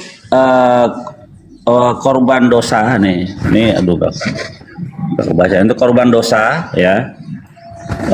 Dosa yang personal ya, dosa satu orang ya, variabelnya katat ya, korban dosa ini harus dari kambing atau lembu dan jenisnya harus F feminim nih datanya nih feminim. Jadi kalau orang itu berdosa di zaman dulu ada bait suci, dia harus mencari lembu atau kambing atau domba yang jenisnya feminim atau apa namanya betina, baru bisa mengadakan pendamaian, bukan laki-laki. Kalau ada orang yang disejajarkan dengan kambing atau domba, harus betina, harus perempuan. Itu konsekuensinya kalau membawa kitab imamat sebagai gambaran gitu. Ya, lanjut. Saudara Putra, bagaimana kalau kita ganti namanya menjadi Yesus? Biar kelihatan kayak putri. Yesus. Jangan Yesus. Yesus kan putra. Kalau Yesus jadi bisa perempuan. Ini gimana ceritanya cuma tanggal 25 Desember Hari Mualaf Dunia? Emang nggak ada kalender lain, tanggal lain? Loh, kenapa lari ke situ ya? Enggak, katanya yang memprakarsai kau itu. Oh iya. Korban di imamat itu penghapus dosa harus betina. Harus perempuan. Betina. Harus betina. Kan lagi viral itu tanggal 25 Desember Hari Mualaf Dunia. Iya memang mau gimana? Memang begitu. Sekarang begini, ini kan temanya sedang berjalan Bang Putra. Kenapa dia belok-belokkan? Nanti sudah clear itu tanda tanggapi, baru dong. Aku tanya lah, Tuhan Anda itu siapa? Tuhannya Yesus, yang disembah Yesus juga. Oh gitu. Kok berdasarkan Yesus Anda? Lah, kan Tuhan itu cuma satu. Ya artinya kenapa nggak berdasarkan baginda gitu loh? Lah, baginda Rasulullah Muhammad SAW mengajarkan menyembah kepada pencipta langit dan bumi. Yesus juga begitu. Iya, kami kenal pencipta langit dan bumi itu kan kalau melalui Yesus.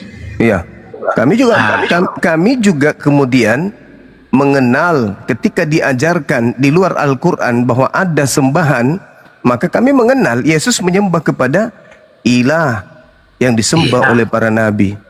Terus? Gitu. Terus apa masalahnya? Kami juga kalau berdoa yang diajarkan Yesus, mintalah kepada Bapa tapi melalui namaku. Itu ajaran Yesus. Itu ajaran Yesus kepada kaumnya Bani Israel. Kamu itu berdoa kepada Theos. Harus bedakan, belajar dari sekarang. Entah apa kayak namanya itu yang jelas. Nggak bisa gitu. Coba Anda baca Filipi. Coba Anda baca Filipi 2 nomor 6, nomor 7, nomor 8. Yang menjadi daging manusia itu Tuhannya Yahudi atau Tuhannya orang Roma? Enggak gini loh. Itu enggak. Dengar dulu, kita kan percaya yang membuat dunia ini kan Allah Bapa itu yang tidak tahu seperti apa wujudnya. Itu di mulut. Oleh karena itu di mulut. Tapi Anda menyangkal itu. Kita mengenal Dia, makanya kita kalau berdoa itu. Oh salah Anda, salah.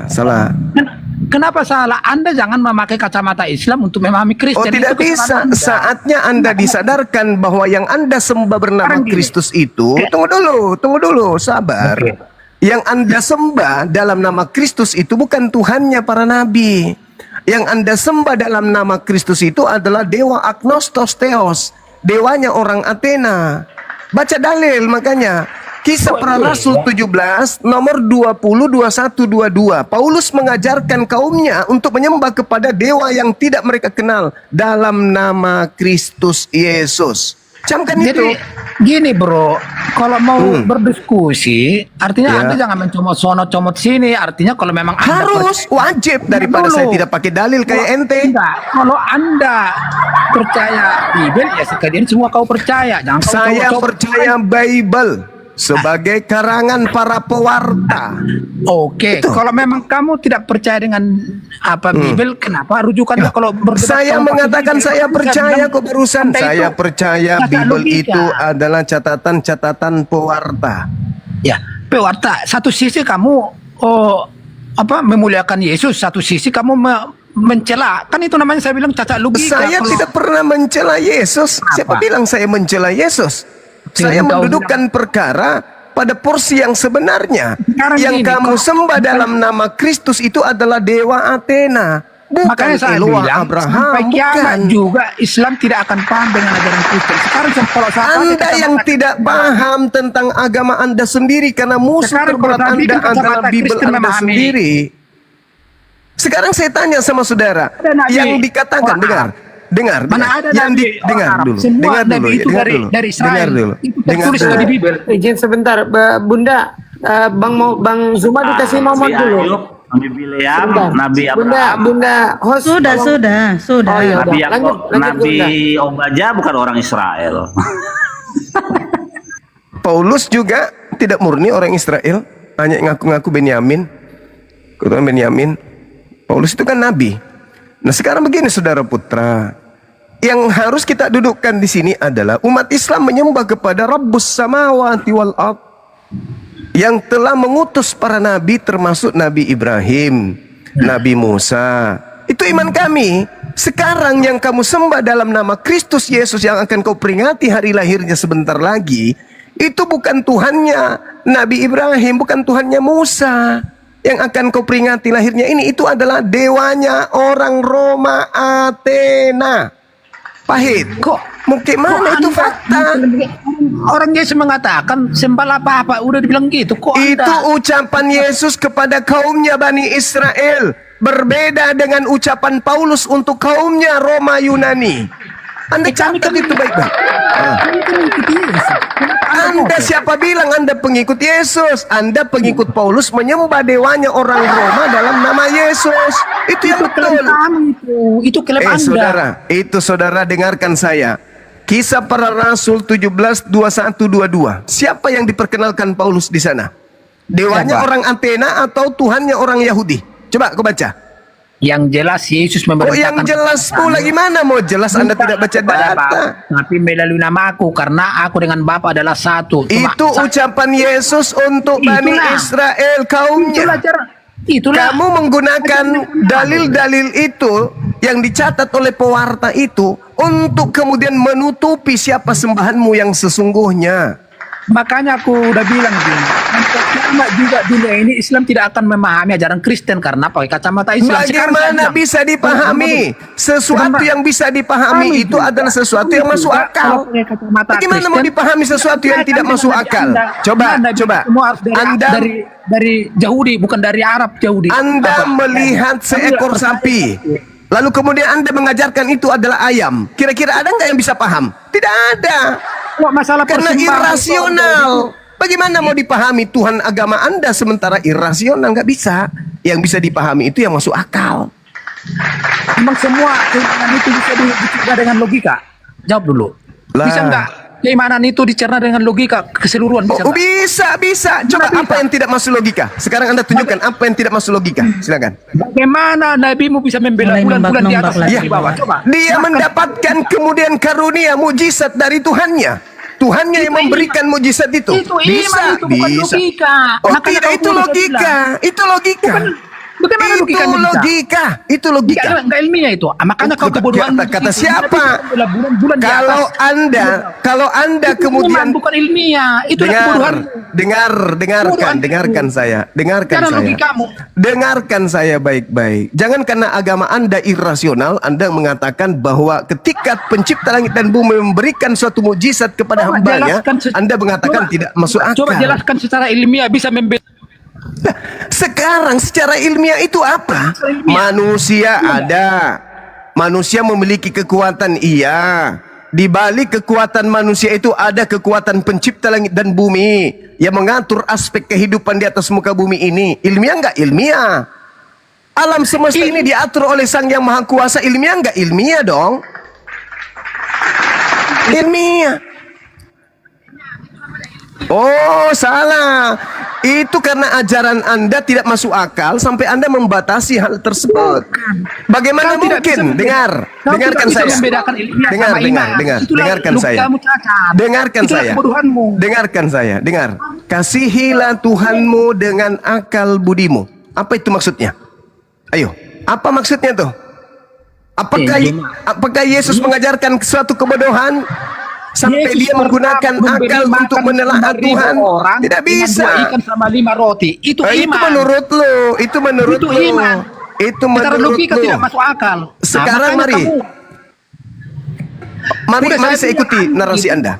Sekarang mari saya ikuti narasi Anda. Dengar saya. Dengarkan saya boleh. Anda boleh dengar saya. Jangan kesurupan.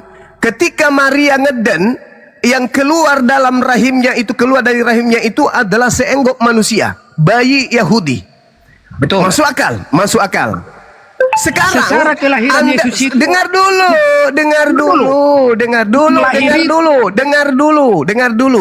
saudara, dengar. Habis ini Anda boleh berbicara 2 tahun tanpa berhenti. Oke? 2 tahun loh. Dikasih waktu Anda ngomong terus tanpa berhenti. Habis ini saya ulang lagi.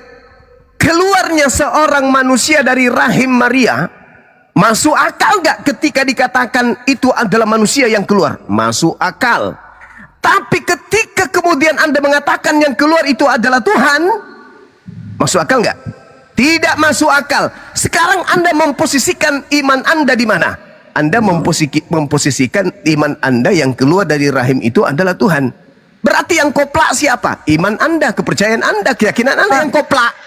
Saya tanya Anda, definisi Tuhan menurutmu apa? Jangan ke situ.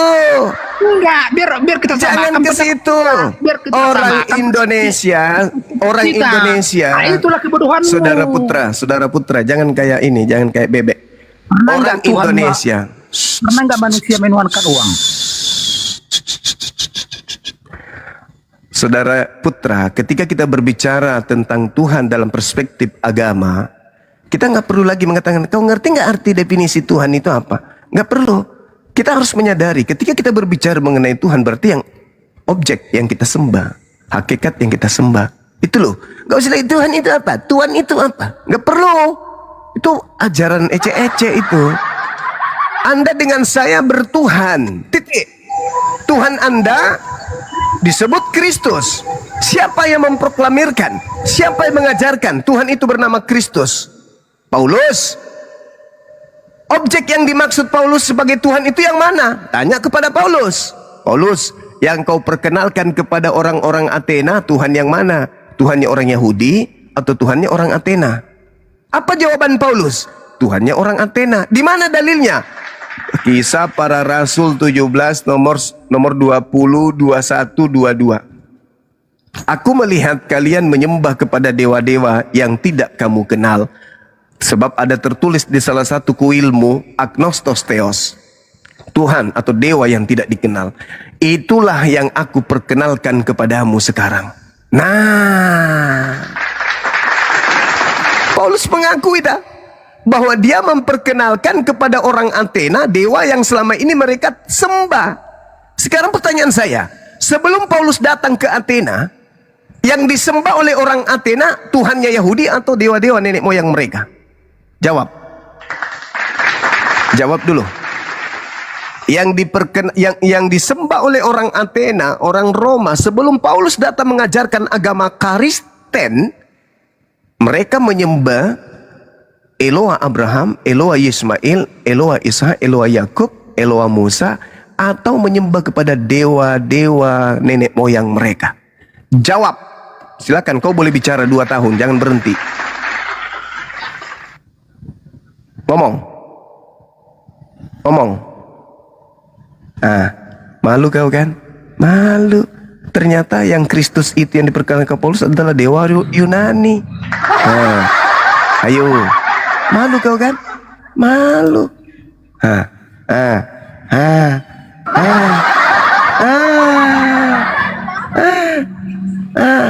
Ngora jeka. Malu kau kan? Nih, saya bantu kamu. Di dalam Kisah Para Rasul 17, nomor 19 saya mulai.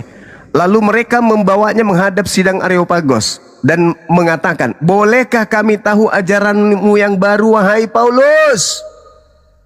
Sebab engkau memperdengarkan kepada kami perkara-perkara yang aneh, wahai Paulus. Karena itu kami orang Athena ingin tahu, apa arti semua ajaranmu itu, wahai Paulus? Lalu Lukas mencatat, adapun orang-orang Athena dan orang-orang asing yang tinggal di situ tidak mempunyai waktu untuk sesuatu selain untuk mengatakan atau mendengarkan segala sesuatu yang baru dari Paulus. Paulus pergi berdiri di atas Areopagos dan berkata, nah saatnya Paulus beraksi nih. Apa kata Paulus? Hai orang-orang Athena, hai. Aku lihat bahwa dalam segala hal kamu sangat beribadah kepada dewa-dewa. Paulus yang ngaku. Jadi sabar dulu. 10 detik aja, 10 detik. Sebab ketika aku berjalan-jalan di kotamu, aku Paulus melihat-lihat barang-barang pujaanmu. Aku Paulus menjumpai sebuah kuil dengan tulisan kepada dewa yang tidak dikenal.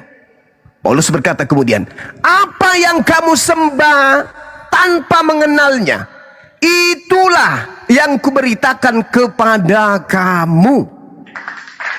Saya ulang, Aku melihat kamu menyembah dewa. Di dalam kuilmu ada tertulis kepada dewa yang tidak dikenal. Apa yang kamu sembah tanpa mengenalnya, itulah yang kuberitakan kepadamu. Pertanyaan saya kepada saudara putra, apa yang disembah oleh orang Athena, Yunani, Romawi sebelum Paulus datang? Silakan Anda jawab. Yang saya sembah sesuai dengan ajaran Bukan Yesus. Anda, bukan Anda. Jangan gila permanen. Jangan Anda. Ya. Yang saya tanya, sebelum Paulus datang mengajarkan agama menyembah kepada Kristus, orang Athena, orang Yunani, orang Romawi itu menyembah kepada siapa? Sebelum Paulus datang. Silakan. Ya saya belum tahu. Makanya jangan sombong. Kalau baru tahap Gini, Pak. anak murid, jangan sombong. Tadi kan gini, Bang. Bikin malu. Anda kan memaksakan keimanan itu dicerna secara logika keseluruhan. Itu saya bilang tidak bisa. Kenapa? Nah, coba jelaskan logika Anda dengan nalar Anda. Baginda bisa membela bulan di atas, baginda di bawah. Secara ilmiah. bisa nggak? Kalau Anda dalam sabar dulu. Secara ilmiah, secara ilmu pengetahuan, antropologi, sosiologi, ekonomi, apapun itu, menyadari secara disiplin ilmu bahwa bumi ini berputar, ya, berinteraksi antar komponen dengan komponen satu dengan komponen lain, itu karena adanya kekuatan di luar daripada apa yang terlihat secara konkret. Setuju? Setuju. Ilmiah enggak itu? Ilmiah. Berarti secara ilmiah pun sadar bahwa ada kekuatan gaib, supranatural di luar daripada objek-objek yang ada, nilai-nilai yang ada. Logika enggak itu? Logika. Rasional enggak? Rasional. Itulah yang orang katakan sebagai Tuhan. Oh, tidak bisa, itu ilmiah. Itu ilmiah itu. Kata siapa itu tidak ilmiah? Kata siapa itu tidak ilmiah? Kata siapa itu tidak ilmiah? Itu ilmiah. Kita tinggalkan itu. Karena Anda adalah Kristen dan saya adalah Muslim. Sabar. Enggak usah ke situ dulu. Tidak usah. Loh, alam semesta ini punya komponen keterikatan antara alam yang satu, benda-benda yang satu dengan benda yang lain. Itu adalah satu keterikatan yang tidak bisa terpisahkan. Sedikit saja dimensi terpisah atau menjauh atau saling berdekatan akan terjadi kehancuran. Jangan itu baik. Itu ilmiah. Itu ilmiah. Maka sekarang udah terserah, bukan ilmiah atau apa, terserah. Sekarang yang ingin saya pertanyakan kepada saudara, ini kita berbicara mengenai konsep Tuhan, Yesus Tuhan. Apakah itu hayalan saja? Anda harus menjawabnya. Paulus sebelum datang kepada orang Athena, Yunani, Paulus mengatakan, sabar dulu, saudaraku. Pertanyaan saya ulang karena Anda mencoba untuk lari dari kenyataan bahwa Kristen menyembah kepada agnostos theos. Pertanyaan saya sederhana. Sebelum Paulus datang mengajarkan menyembah kepada Kristus kepada orang Athena, apa yang disembah oleh orang Athena? Dewa-dewa, Tuhannya nenek moyang mereka, atau Tuhannya Nabi Musa? Jawab.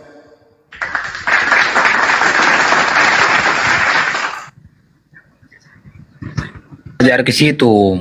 Bukan tidak pernah mempelajari, bukan tidak mempelajari. Itu adalah Bapak dan ajaran Yesus juga sembah. Karena berarti Anda mengakui bahwa orang Athena sebelum Paulus mendirikan agama Kristen sudah menyembah kepada Tuhan Musa. Itu udah saya bilang, saya belum tahu tentang itu. Anda jangan memaksakan keinginan Anda. Sekarang saya tanya kepada Akhi Billy. Akhi, apakah betul orang-orang Athena, orang-orang Yunani, orang-orang Romawi sebelum mereka menggunakan kitab terjemahan Septuaginta dari Perjanjian Baru, kitab Tanak, Perjanjian Baru Tuhan dengan Bani Israel, yaitu kitab Torah, apakah orang Roma Yunani ini menyembah kepada Yod-Heh-Vav-Veh? Oh, enggak. Tidak. Ada yang namanya Dewa Mitras tahun 500 sebelum Masehi dan lahir tanggal 25 Desember, kebetulan sama. Itulah yang Kristen sembah hari ini, yang diajarkan Paulus kepada mereka. Apa yang kau sembah selama ini yang kau tidak kenal, itulah yang aku ajarkan hari ini dalam nama Yesus. Jadi nama Yesus itu hanya dipakai untuk membungkus sembahan nenek moyang orang-orang Athena.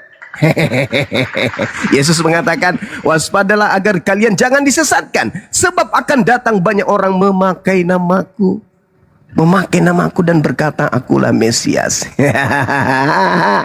Jadi yang disembah dan sedikit lagi dirayakan oleh mereka adalah dewa Agnostos Theos yang disindir di dalam kitab Nabi Musa alaihissalam, Ulangan 13. Agnostos Theos, dewa yang tidak dikenal. Itu makanya daripada kita melihat keadaan bumi semakin terpuruk dengan adanya peringatan lahirnya dewa matahari, lebih baik kita memperingati hari kebangkitan mu'allaf. Sekira begitu teman-teman sekalian. Silakan.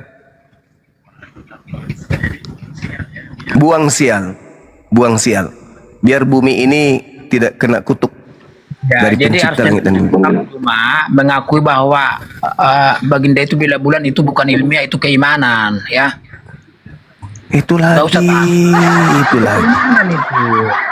Jangan kau paksakan ilmiah itu masuk akal dan logika, bisa diterima nalar, ada bukti, itu namanya ilmiah. Kenapa? Jalan di atas air, kan? Itu logika menentang hukum gravitasi gimana itu? Ya itulah kelebihan Yesus bisa jalan di air. Itulah kehebatannya. Beda dengan orang-orang lain, nabi-nabi yang lain. Lanjut, karena itu kehebatannya Yesus katanya. Berarti yang membelah bulan. Bang Billy, orang ini lupa, dia bilang tadi nabi yang lain. Berarti Yesus nabi ya? Iman sama logika tidak bisa kalian bedakan. Yesus nabi. Dengar dulu. Nabi atau Tuhan ini? Keimanan itu tidak bisa kita cerna secara logika dan nalar. Itu tidak akan bisa. Markus 16-18 itu bagaimana? Meminum racun, bisa nggak itu dengan iman itu? Bagaimana logikanya? Markus 16 nomor 17, tanda-tanda ini akan menyertai orang yang percaya. Gua itu kan identik dengan mistis. Tapi Anda percaya dengan itu. Itulah iman. Itu kalau Anda mengatakan goa itu identik dengan mistis, ada korban manusia mati secara terkutuk dimasukkan ke dalam goa milik Yusuf Arimatea. 3 hari kemudian keluar jadi Tuhan. Itu mistis itu. Masuk di kubur mayat, keluar dari kubur jadi Tuhan. Mistis itu. Iya, mistis. Itu sama seperti pisang masuk ke dalam blender, keluar langsung jadi barongko. Ya, itulah iman, bukan ilmiah. Anda harus ngakuin. Gimana sekarang begini? Itu. Nabi Musa belah lautan itu ilmiah atau tidak? Jangan kau paksakan keimanan itu semua logika. Itu kesalahan Anda. Nabi Musa belah lautan itu ilmiah atau tidak? Nah, coba aja air di piring dipecah pasti belah. Iya, itu berarti ilmiah. Coba. Mana ilmiah? Lah, ilmiah dong. Coba Anda ambil air, simpan di piring, habis itu Anda tiup. Bisa nggak terbelah air itu? Terbelah. Iya, kalau Musa itu ilmiah, tapi kalau pindah ke bulan itu logikanya gimana? Bulan di atas. Apa bedanya? Apa bedanya dengan yang tadi? Pertanyaan saya. Apakah kekuatan Nabi Musa yang belah lautan atau bukan? Ya. Iya, tapi kan ada medianya. Kok iya? Kok iya? Media itu kan tongkatnya itu. Kok iya? Kan ada medianya, media. Kok iya? Tapi kalau bela bulan itu apa medianya? Pencipta langit dan bumi yang menginginkan itu kok. Itulah keimanan, bukan ilmiah. Bukan keimanan.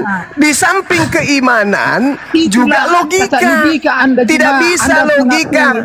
Saudara, tidak bisa logika itu dipisahkan dengan iman. Tidak bisa. Kalau ada logika itu bisa dicerna secara logika. Oh, salah Anda.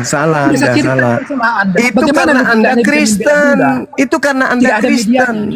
Itu karena Anda Kristen. Itulah dongo Anda itu. Enggak apa-apa. Yang penting saya tidak beriman kepada makhluk yang keluar dari tanah jadi Tuhan. Mana ilmiah, mana logika, mana yang tidak bisa, saudara. Sekali lagi, dengarkan saya.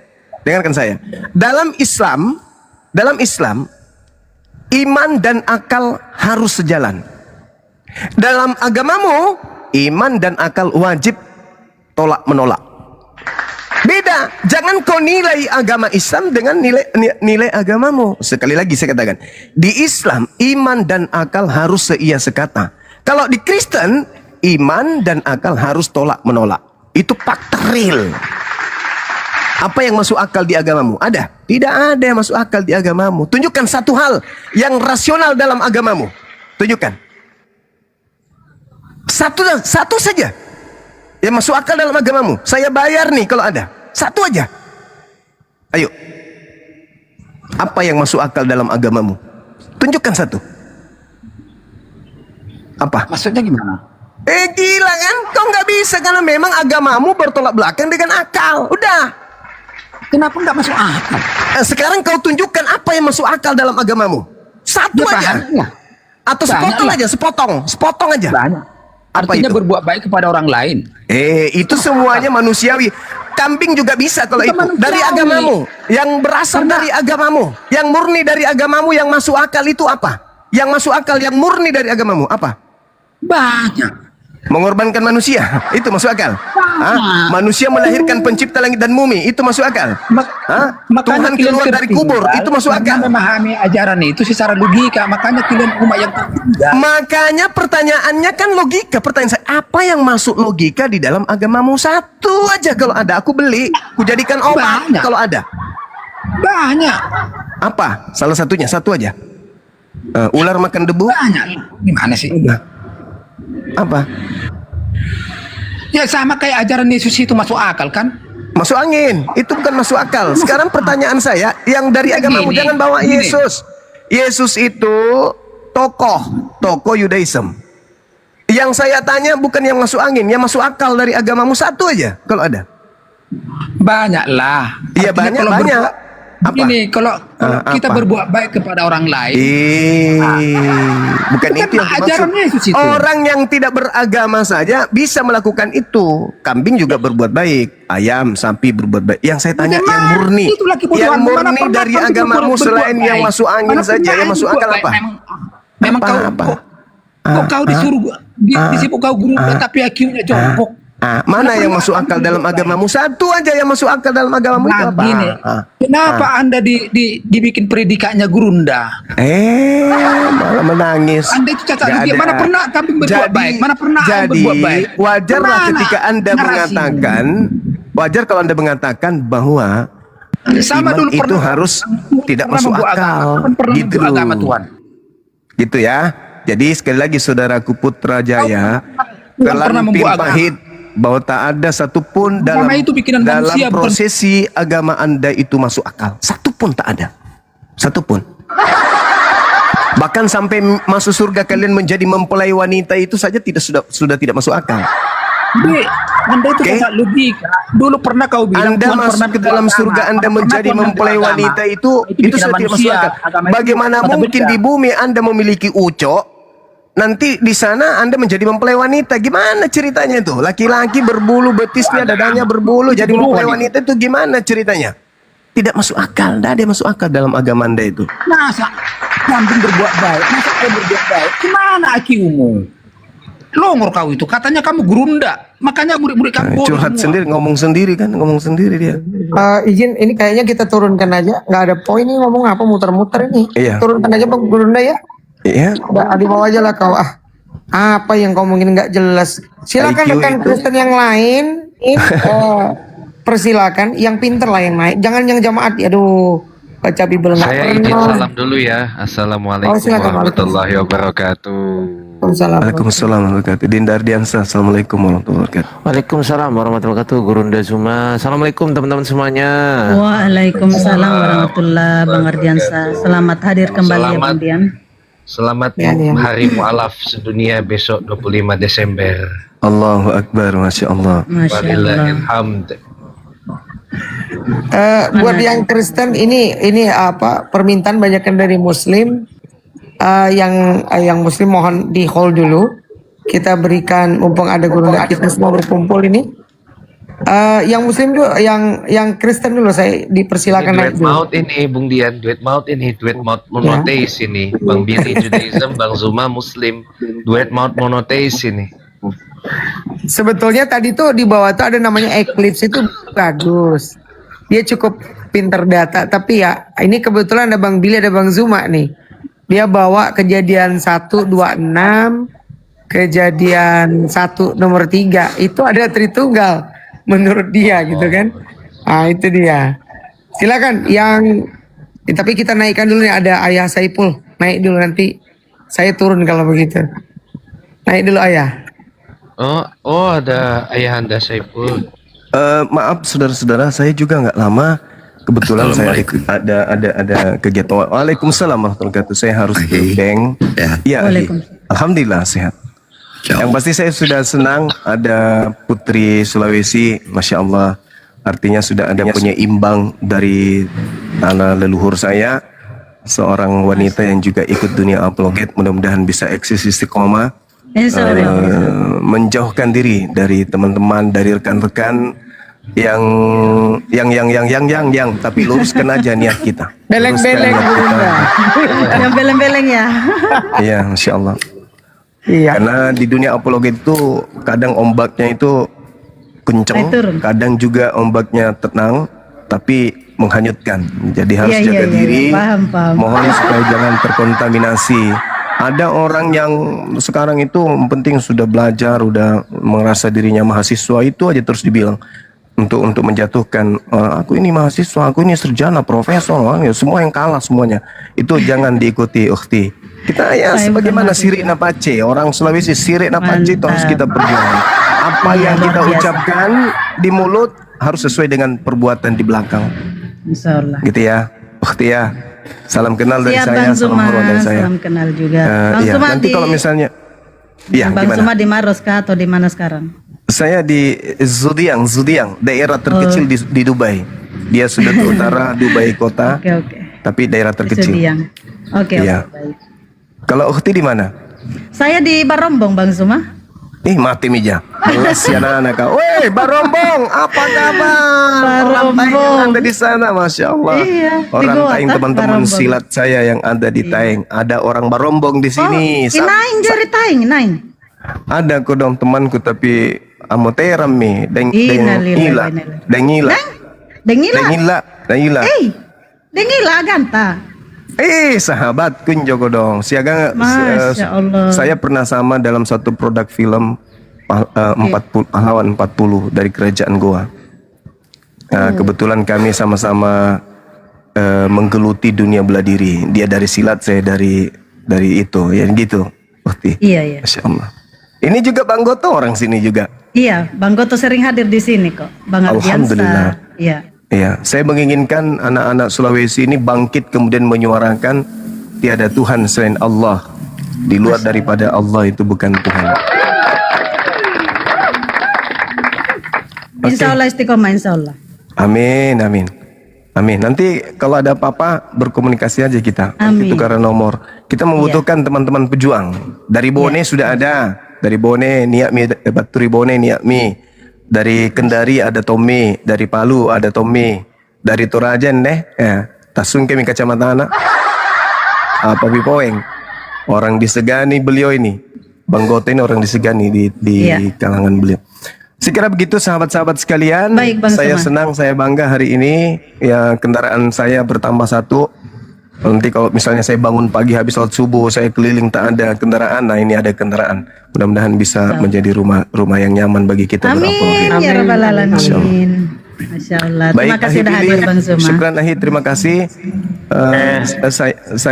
Saya tutup mic-nya karena saya ada kegiatan. Silakan dilanjut. Jangan terganggu dengan keberadaan saya di sini ya teman-teman. Iya. Jangan risih dan seterusnya. Anggap saja saya adalah pelengkap penderita dari semua perjuangan kita. Saya tutup Allahu sementara. Akbar. Assalamualaikum warahmatullahi wabarakatuh. Waalaikumsalam warahmatullahi wabarakatuh. Masya Allah. Oh, saya izin masuk sedikit ya, karena tadi bicara budaya Yahudi, kebetulan ada Bang Billy di sini ya. Oke, karena saya pemerhati budaya Yahudi ya, saya bicara sedikit tentang budaya Yahudi ya. Tapi saya akan mulai dari kata manipulasi ya. Ya, jadi kata manipulasi itu peralatan untuk melakukan manipulasi itu adalah berbohong, kan begitu. Salah satunya. Jadi kawan-kawan ya, peristiwa penyaliban Yesus itu sebenarnya peristiwa yang direkayasa ya oleh bapak-bapak gereja di abad keempat ya, karena peristiwa ini baru diceritakan sebagai alat untuk penebusan dosa itu nanti di abad keempat kawan-kawannya, karena abad ke-1 hingga abad ke-3 ya peralatan ini belum digunakan kan begitu. Jadi begini kawan-kawan, dalam budaya Yahudi itu ada beberapa hari raya ya yang memang mengorbankan domba atau kambingnya. Nah, kita bisa lihat di Bilangan 29 ayat 1 hingga 11, Imamat 16 ayat 1 sampai yang terakhir. Jadi ada hari raya contoh Yom Kippur ya, hari raya penghapusan dosa, contoh Pesa ya, hari raya keluarnya bangsa Israel dari Mesir. Contoh lagi hari raya peniupan serunai kan begitu, dan masih banyak lagi. Jadi budaya-budaya ini yang disingkirkan oleh bapak-bapak gereja di abad keempat. Kenapa disingkirkan ini? Karena kalau mereka tidak singkirkan budaya-budaya ini, ya mereka tidak hilangkan jejak-jejak sejarah ya Yesus, Paulus, maka mereka tidak akan bisa mengkudeta Kristen-Kristen awal. Itu poinnya di situ. Jadi kalau kita lihat sejarah panjang tentang tokoh-tokoh Roma, bahkan tokoh-tokoh monoteisme Yahudi ya, kalau kita lihat seperti Flavius Josephus ya, terus Santo Irenaeus ya, dan masih banyak lagi ya. Kalau kita lihat ya, sebenarnya mereka ini, nama-nama mereka ini hanya dicatut ya untuk membenarkan ajaran pagan Roma. Ya, nama-nama mereka ini ya seperti Ignatius, Polycarpus dan yang lain ya, murid-murid Yohanes ya. Bahkan yang ada yang kita kenal kalau dalam sejarah Kristen itu namanya Evodius ya, Evodius, terus Theophilus. Nama-nama ini sebenarnya nama-nama yang masih menyangkut monoteisme Yahudi, tapi nama-nama ini diambil, dimanipulasi ya, dihoaxkan kisahnya sehingga menjadi sandaran bagi umat-umat Kristen untuk percaya terhadap pagan Roma. Jadi poinnya begini ya, budaya Yahudi itu sudah dimanipulasi, diambil alih, dikudeta oleh budaya ini, budaya Kristen ya, terutama Katolik awal-awal, karena Kristen itu sudah mati di abad keempat dikudeta oleh Katolik ya kan begitu. Jadi diambil ya untuk mendirikan sekte baru ya, sekte baru yang kita sebut Katolik ya di abad keempat, yang didirikan resmi tahun 380 kan begitu oleh Kaisar Theodosius. Tapi sepanjang perjalanan itu sebenarnya masih banyak polemik ya, masih banyak polemik. Nah, kenapa sampai Injil-Injil yang berbau ya apokrifa semuanya dilarang dibaca, bahkan ribuan orang dibunuh karena membaca apokrifa pada saat itu maksudnya agar kudeta mereka berjalan lancar. Penyakit Roma sudah sering saya jelaskan ya, bahwa penyakit Roma itu menurut tulisan beberapa sejarawan Yunani, salah satunya Herodotus, adalah selalu mengasimilasi paksa budaya orang. Dewa-dewanya orang diambil, dewa Mesir aja diambil, Osiris diambil, Atis diambil. Jadi kerjanya memang seperti itu. Jadi murni kesalahan ya orang Kristen ya. Kenapa saya katakan begitu? Karena percaya terhadap manipulasi yang dilakukan otoritas Roma ya. Penyebar hoax utama itu sampai sekarang, sampai ini hari, itu adalah pemerintah. Kenapa? Mereka punya peralatan itu. Hoax terbesar yang terjadi sepanjang sejarah itu terjadi di abad keempat, di mana ada budaya baru yang berdiri mengatasnamakan agama Kristen ya, merubah menjadi Katolik, lalu mendirikan dewa baru ya, atau menyematkan dua nama, yaitu Yosua Hamasia dan Paulus sebagai junjungan mereka. Jadi ini murni kesalahan abad keempat kawan-kawannya, karena abad keempat ini mengaburkan semua sejarah kedua tokoh ini.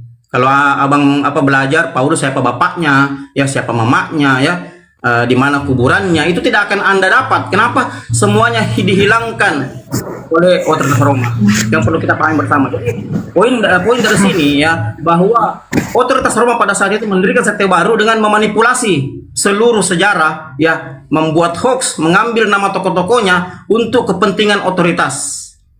Pada masa itu tentu seperti tantangan saya dari tahun lalu kepada sejarawan Kristen ya, bagaimana kalau kita duduk satu meja, kita bahas Bible secara aksiologi ya, kan tidak ada yang berani kan menjawab tantangan saya. Kenapa? Karena mereka Mereka tahu sebenarnya yang sudah nulis disertasi ini, yang sudah S2 ke atas. Mereka tahu sebenarnya ini yang terjadi, hanya disembunyikan di kalangan gereja. Karena kalau tidak disembunyikan ya kosong gereja. Itu kan poinnya sih. Jadi itu ya sedikit dari saya. Jadi poinnya bahwa budaya Kristen sudah memanipulasi ya budaya Yahudi. Bahkan sampai persembahan, Anda tahu perpuluhan. Perpuluhan itu budaya Yahudi yang sudah 2000 tahun lalu itu tidak lagi dilakukan oleh Yahudi. Itu ada Bang Billy di bawah, silakan ditanyakan. Tapi dimanipulasi perpuluhan ini diambil oleh budaya Kristen untuk mengeruk keuntungan pribadi.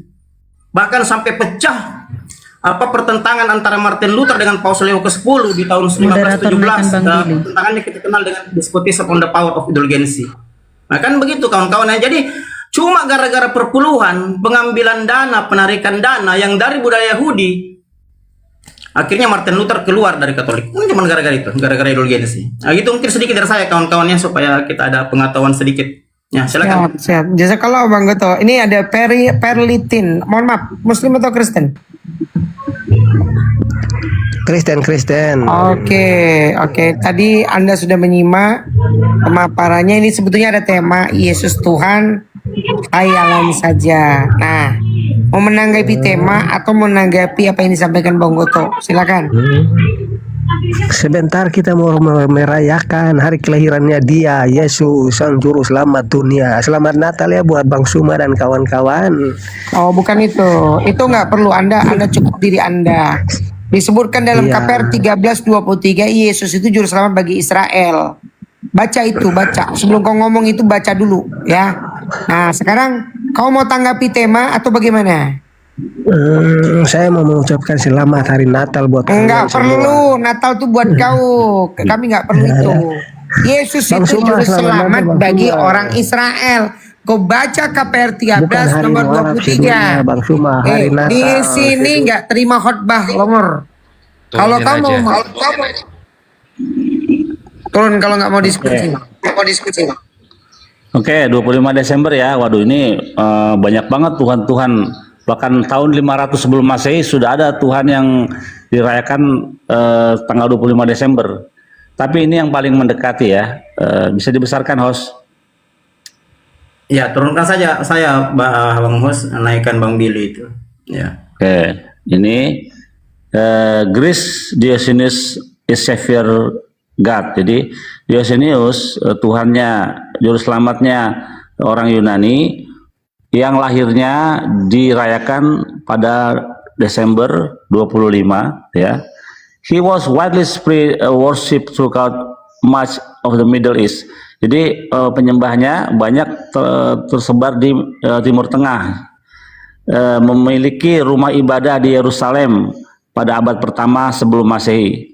In later years, di tahun kemudian, dagingnya dan darahnya disimbolkan untuk dimakan dalam bentuk roti dan anggur.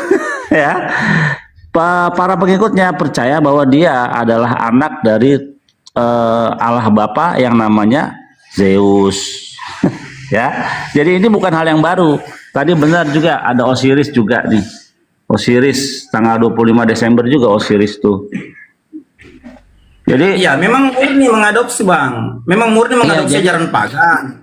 Jadi ada Osiris, ada Apis, ada Horus, banyak. Iya. Jadi nggak ada ajaran Tuhan yang pernah kalau memang itu penting bagi Tuhan akan disampaikan kepada Musa. Hendaklah engkau meminum darah dan dagingku. Ya, dilambangkan dalam roti dan anggur. Ternyata ini sudah ada jauh sebelum Kristen ada, ya. Namanya Dionysius. Pengikutnya merayakan memakan daging dan darahnya yang disimbolkan dalam bentuk roti dan anggur. Jadi sudah ada sebelumnya. Jadi selamat hari ulang tahun dewa Dionysius. Iya betul. Sudah saya terangkan tempo hari bahwa sudah saya terangkan ya bahwa ada 6 dewa. Ya ada 6 dewa Bang dalam yang diadopsi ajaran Kristen, mulai dari Osiris, Atis, Horus untuk khusus untuk 25 Desember ya. Ada Osiris, Atis, Horus, Krishna ya. Itu dewa, nama-nama dewa ya. Yang terakhir itu ada yang Abang baru sebutkan tadi, Dionysius. itu semua nama-nama dewa yang lahir 25 Desember. Diambil, diadopsi oleh Kristen. Memang murni ajaran pagan. Karena saya meneliti 6 tahun itu. Kan begitu. Nah, kenapa mereka hanya bisa besar di Eropa, ya terutama Eropa Tengah ya? Kenapa? Karena memang kultur dan budaya bangsa Eropa Tengah itu memang pagan semua. Mereka tidak bisa. Kenapa Kristen tidak bisa besar di tanah Arab, tanah Israel? Kenapa tidak bisa? Karena di sana itu monoteisme, bukan politeistik. Tidak bisa besar. Coba lihat, Kristen berdiri di Turki. Turki itu mayoritas Islam. Yesus lahir di Yerusalem. Yerusalem mayoritas Islam. Kenapa Kristen bisa besar di sana? Karena memang buahnya, ya pohonnya, awalnya, akarnya itu ajaran pagan. Ya, kalau saya mau cerita sedikit ke belakang lagi, mungkin mungkin Anda akan terkaget-kaget. Karena memang Eropa Tengah itu, ya, itu yang menjadi dasar ajaran mereka. Kan begitu. Saya sempat di satu komalnya Bang Dito, Kang Dito ya, saya pernah jelaskan tentang bangsa Celtic ya. Kalau saya jelaskan ini biar profesornya lari, tak jamin. Kenapa? Karena mereka tahu akar dari ajaran mereka ini apa, dari bangsa apa. Kan begitu. Bahkan saya sampai pernah menjelaskan beberapa prasasti ya, yang bahkan yang berhubungan dengan Islam seperti Madaba, Namara, Nabatin ya. Kan begitu. Makanya mereka tidak berani bahas Bible dengan saya dari sisi aksiologi. Kapok mereka. Karena memang ajaran mereka dari situ. Akarnya dari situ. Itu poinnya. Kita bisa bukti, kita punya 1001 alasan bahwa Kristen ajaran pagan memang pagan berbalut agama. Ini dibuat oleh Roma di abad keempat. Itu poinnya di situ, Bang. Ya, jadi tadi kita Bang Zuma tadi berhenti di korban. Nah, ini penting ini. Korban penghapus dosa yang ada di kitab imamat. Kan teman-teman Kristen sering mengklaim bahwa imamat itu adalah gambaran tentang korban Yesus. Nah, masalahnya dalam imamat 4 ayat 32 dikatakan, jika ia membawa seekor domba sebagai persembahan menjadi korban penghapus dosa, haruslah ia membawa seekor betina yang tidak bercela. Mampus enggak lo? Harus betina. Baru bisa mengadakan pendamaian untuk dosa. Bentar Bang Billy dan yang lain, saya sapa dulu. Kak Irian ini muslimah ya? Muslimah mualafah sepertinya Iriani Manurung ini. Assalamualaikum Inang Manurung. Cek Kak Iriani monitor. Oke, saya ke Sankak ini muslim atau Kristen? Halo, Sankak muslim atau Kristen? Sangkakala. Sangkakala nih ya, Sangkakala. Oh, Sangkakala. Oke. Ini tidak ada kalau tidak ada respon, saya akan turunkan ya. Sangkakala muslim atau Kristen? Oke. Mungkin saya lanjut sedikit dulu Pak Ustadz ya. Jadi begini kawan-kawan ya. Yesus dengan para hawariun 12 muridnya itu tidak pernah mengajarkan ada korban penebus dosa manusia. Yesus itu mengajarkan ritual fidui di Yom Kippur, itu ada Bang Billy di atas ya. Jadi ritual fidui itu ya bagaimana kita bertobat ya agar dosa kita dihapus. Kan sudah dijelaskan dalam Matius 18 ayat 3 itu. Kan jelas ayatnya itu kan di situ. Selamat pagi. Tidak pernah mengajarkan begitu. Ada tebus dosa pakai pakai darah manusia, tidak ada, semuanya darah hewan. Kita disuruh bertobat itu. Kan begitu, kawan. Ini yang masalah. Karena budaya ini dimanipulasi, dibuat hoax ya, diganti, diasimilasi paksa gitu loh. Tokoh-tokohnya dibuat hoax semua. Kan begitu. Ini yang masalah bagi mereka nih. Kalau kita melakukan deep learning atau studi dalam ya tentang sejarah Kristen, akan ketahuan, kebongkar semua ini. Kita nilai dari segi budaya, sisi budaya ya. Kan begitu kawan-kawan. Hanya sulit karena kalau saya berbicara, saya kadang menggunakan istilah-istilah yang mungkin kawan-kawan kurang paham, kan begitu. Jadi kalau di kalangan akademisi Bang ya, jadi sesuatu yang sudah teraksioma itu tidak mungkin digeser ya. Kenapa saya katakan dalam Kristen itu banyak anomali-anomali? Kenapa? Kalau kita pakai logika ya, kita tidak irrasional, kita menggunakan rasionalisme.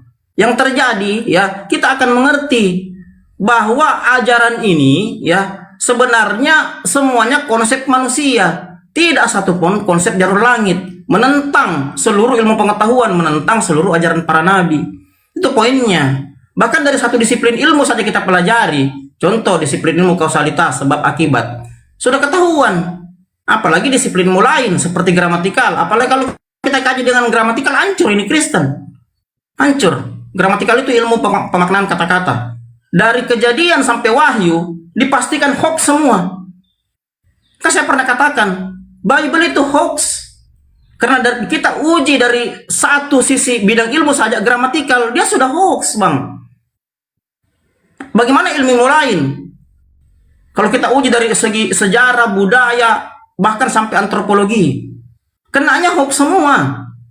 Tuh. Apakah ketika saya katakan Bible hoax, saya lari ke Amerika? Tidak. Karena memang kita bisa buktikan dari disiplin ilmu. Apalagi dari sisi ilmu filsafat ya. Mother of science atau mother of knowledge. Hancur kalau kita kaji Bible ini. Kenapa? Karena memang tidak bisa kita pakai akal sehat kalau kita baca Bible. Kita harus tanggalkan akal sehat. Kan begitu, karena kenapa? Sumber hukum Kristen, perhatikan baik-baik yang di bawah yang Kristen. Tahan dulu, saya selesaikan dulu. Jadi sumber hukum Kristen, Bang, sumber hukum Kristen, semuanya konsep manusia. Kalau kita Islamkan itu sumber hukum kita 4 ya. Ada Al-Quran, hadis, ya, ijma ulama dengan kias. Kan begitu ya. Yang masalah kalau Kristen, sumber hukumnya semua dari manusia. Itu masalah. Itu yang mereka tidak pernah pelajari, kawan-kawan. Ya. Bahkan sumber hukum terakhir itu adalah tulisan bapak-bapak gereja yang harus mereka yakini. Kan begitu, memang otoritas tertinggi Bible. Tapi pertanyaan sekarang, Bible itu buatan siapa? Bahkan sampai penulisnya tidak diketahui. Jadi 5 sumber hukum Kristen, ya, mulai dari Alkitab, ya, Concilio Ecumenes, ya, canonic law, ya, atau hukum kanonik sampai ke perintah bapak gereja harus ditaati semua. Itu yang masalah, Bang. Itu yang masalah. Jadi mereka ini hidup di bawah perintah bapak gereja. Itu yang masalah itu. Kalau kita tidak, Bang, Islam tidak begitu. Islam murni dari Al-Quran. Apa yang dikatakan Al-Quran diikuti oleh kalangan Islam. Tapi kalau mereka tidak, sumber hukum mereka, walaupun ada Alkitab, kalau ada perintah bapak gereja diikuti. Itu poinnya di situ, Bang. Contoh tadi kita bicarakan perpuluhan. Kan begitu. Perpuluhan itu sudah tidak ada dalam Bible. Coba carikan saya perpuluhan dalam Bible. Karena sudah 2000 tahun lalu tidak diperingati lagi orang Yahudi. Dipakai atas perintah bapak gereja. Padahal dalam Bible tidak ada perpuluhan yang harus dilaksanakan setelah Isa wafat atau setelah abad ke-1. Tidak ada. Yahudi tidak ada berlakukan lagi karena perpuluhan itu hanya untuk orang Lewi. Tapi karena perintah bapak gereja, akhirnya perpuluhan dipakai untuk mengurus keuntungan pribadi. Itu poinnya sih. Itu bagian kecil aja kalau kita lakukan studi dalam. Izin Bang Goto, sebentar. Saya sapa dulu Bang Goto ya. Nando Muslim atau Kristen? Nando Muslim. Ada yang mau disampaikan, Ikhwan?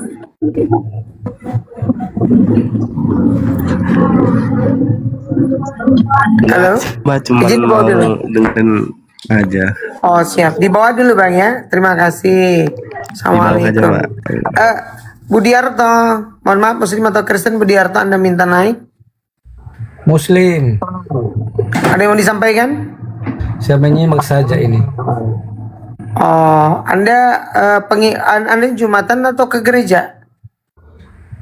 Ya Jumatan tuh namanya Muslim. Oh gitu. Ada yang mau disampaikan Bang? Saya cuma menyimak saja karena kalau begitu izin di bawah ya. Mendengarkan seperti ini, sekedar menambah ilmu, memperdalam juga namanya pemahaman. Oke. Bang izin ya, saya minta ini slotnya 2 buat yang Kristen gitu ya. Izin di bawah dulu Bang ya, menyimaknya di bawah Bang ya. Assalamualaikum. Waalaikumsalam. Ya, oke. Silakan yang Kristen yang mau diskusi, saya persilakan naik. Mungkin saya tunggu karena kalau saya di atas mungkin Kristen ada yang mau naik tuh. Nanti aja Bang. Ini kata Bang Goto betul tentang ma'asyar atau perpuluhan.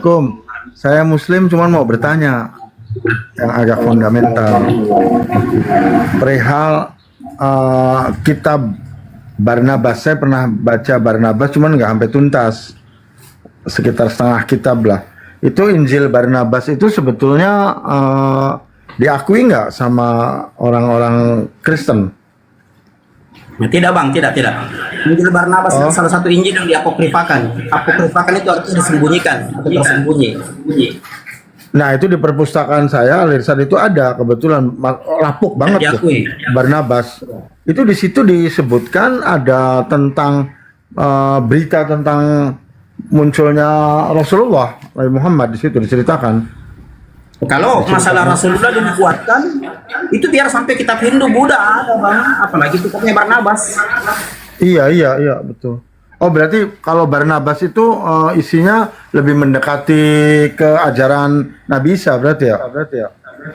Semua nabi bang, itu ajarannya sama dengan Nabi Isa.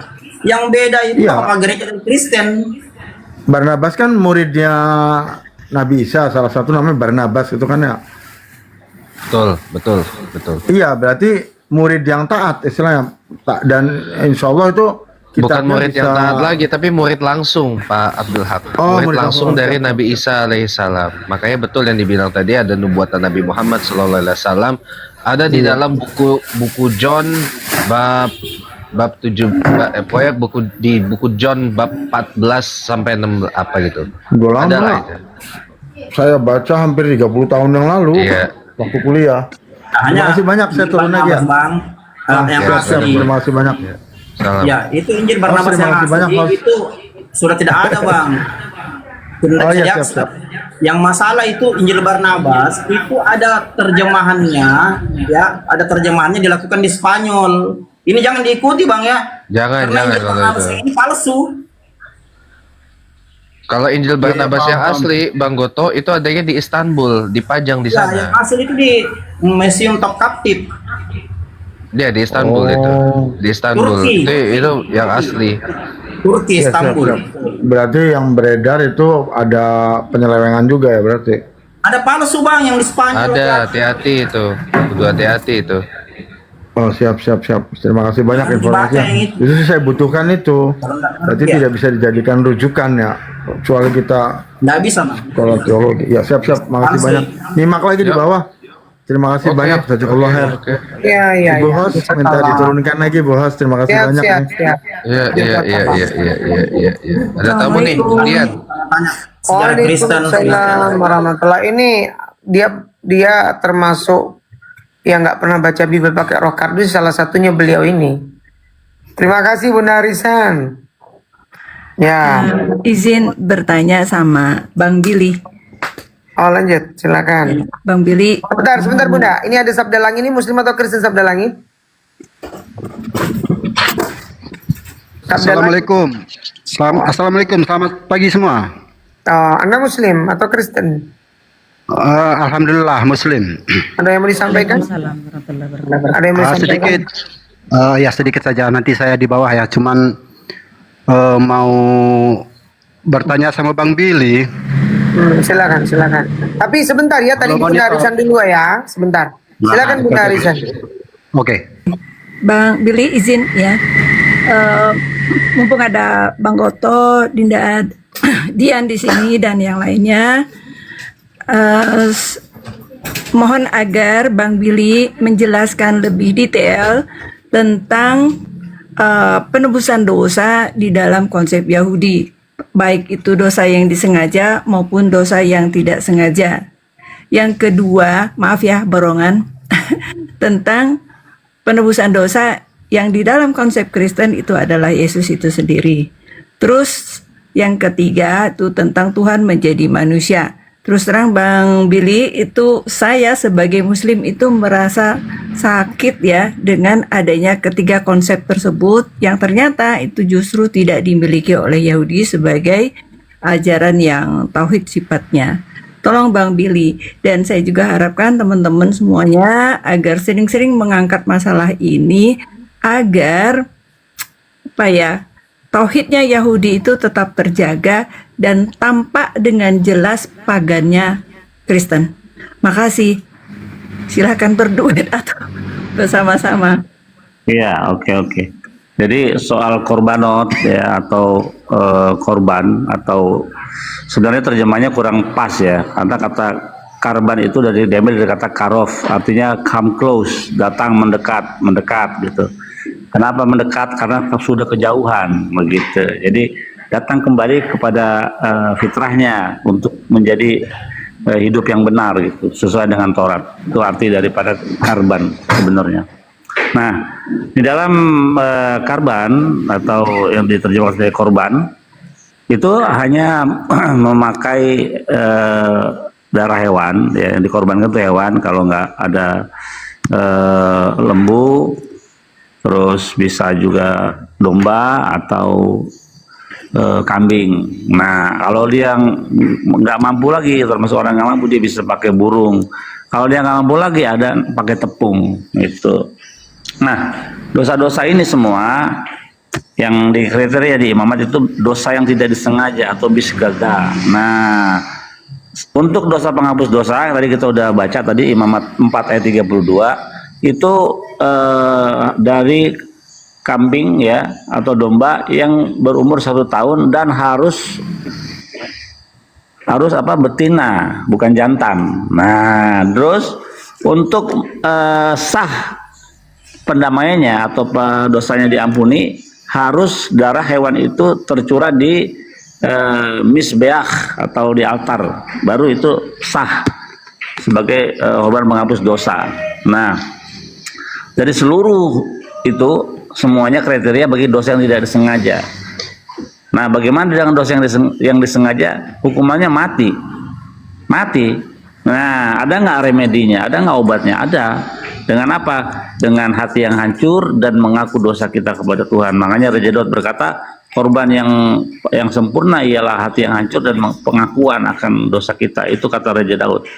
Kenapa demikian? Kita lihat kalau sesuai dengan apa yang tertulis di dalam kitab Raja-Raja, bagaimana Raja Daud sehubungan dengan kasusnya dengan Batsheba, ketika Nathan membuat perumpamaan, ya Raja, ada wargamu ini yang mencuri domba sesama itu dimakan dombanya. Wah, orang itu setelah berdosa harus dihukum mati orang itu. Kata Nathan apa? Engkaulah itu wahai Raja dalam hal Batsheba. Terus apa kata Daud? Aku telah berdosa kepada Tuhan. Dan lanjutan daripada Nathan menjawab apa? Hari ini juga Tuhan telah menghapuskan dosamu. Artinya kedua orang itu, tokoh itu sudah tahu bahwa dosa yang disengaja itu hukumannya mati. Jadi bagaimana caranya? Ya mengaku dosa dan kita bertobat, jangan melakukan lagi, minta ampun kepada Tuhan. Orang Niniwe, hubungan ketika Nabi Yunus ya dikirim ke Niniwe untuk menegur bahwa akan segera dihancurkan kota Niniwe. Apa yang dilakukan oleh orang Niniwe? Mereka berpuasa dan bertobat kepada Tuhan. Apakah pakai darah? Tidak ada darah-darahan. Begitu. Jadi penghapusan dosa ya murni kita bisa dapatkan lewat apa? Lewat pertobatan dan mengaku kepada Tuhan, berbicara kepada Tuhan. Makanya kalau dalam Yahudi ada doanya namanya di dalam buku Sidur, buku doa, namanya korbanot. Itu semua kita melakukan apa yang ada di dalam kitab imamat, tapi kita bacakan dengan mulut kita. Karena dalam kitab Hosea dikatakan orang Yahudi akan lama tanpa korban bakaran, tanpa imam, tanpa baju efod, sampai datang Mesiasnya nanti.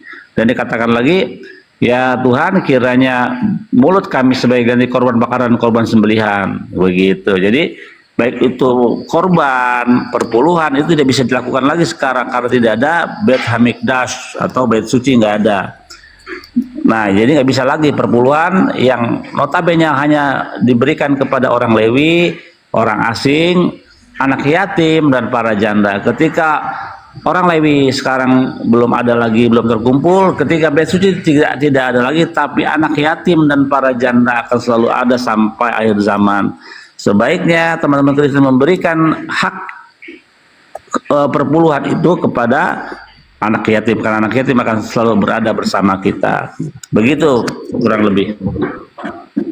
Ya, itu jawabannya. Kalau boleh disimpulkan berarti Bang Billy secara pengajarannya ada irisan dengan Muslim ya. Kalau bicara kurban itu dalam Islam kan ada namanya Dari kata-kata kurban tuh dari kata akrob, mendekatkan diri juga ya kan. Artinya kan di sini Tuhan meminta kepada kita mengikhlaskan ada yang dari milik kita supaya diberikan kepada Tuhan, kan begitu? Ya kan? Nah, cuman ya Itu secara linguistik ya? bahasanya itu bahasa Arab. Dan iya betul. Dan memang kalau kita bicara kurban di dalam Islam pun ada kurban. Kurban itu apa? Bentuk mendekatkan diri kepada Tuhan gitu. Mengorbankan milik kita supaya apa? Supaya kita tuh mengikhlaskan peribadahan kepada Dia. Kan begitu? Kan mendekatkan diri itu. Orang yang mengorbankan milik dia kepada Tuhan itu kan menunjukkan kepatuhan dan ketaatan, begitu ya. Oke, nah cuman silakan Bang Sabda, ada yang mau ditambah, mau ditanyakan? Masalahnya kita mau kasih slotnya buat Kristen. Silakan. Baik, saya singkat saja. Setelah itu saya di bawah, saya nyimak saja. Saya ingin bertanya kepada Bang Billy atau Bang Goto, tapi Bang Billy yang punya otoritas lah, yang punya wewenang kan. Jadi saya mau bertanya Bang Billy terkait terkait Perjanjian Lama. Kenapa Perjanjian Lama itu selalu diklaim itu kitabnya oten gitu loh, khususnya di Yesaya. Kalau itu terkait nubuatan, apa yang menjadi alasan mereka? Dan yang kedua pertanyaan saya, mengapa umat Yahudi seperti Bang Billy contohnya yang ada di Indonesia, ketika ada komunikasi, ketika ada dialog antara Oten dengan Muslim, mereka membawa-bawa Perjanjian Lama, apakah seperti Bang Billy dan umat Yahudi yang lainnya tidak tersinggung? Itu saja Bang Billy pertanyaan saya. Terima kasih. Ya, pertama kenapa mereka letakkan Perjanjian Lama atau Tanakh itu ditempelkan dalam kitab mereka? Karena mereka tidak berdaya tanpa kitab Tanakh. Klaim-klaim di dalam kitab Matius, Markus, Lukas dan sampai ke sananya itu selalu menukil dari Perjanjian Lama, misalnya tentang Immanuel dalam kitab Matius. Kitab Immanuel itu tidak ada hubungannya dengan narasi cerita, teks dan konteks yang ada di kitab Yesaya 7. Immanuel dalam Yesaya 7 bercerita soal perang antara satu raja, Raja Ahaz yaitu Raja Yehuda, melawan dua raja yang mengepung Yerusalem untuk menghancurkannya. Siapa? Raja Pekah bin Remalia dan Raja Retsin.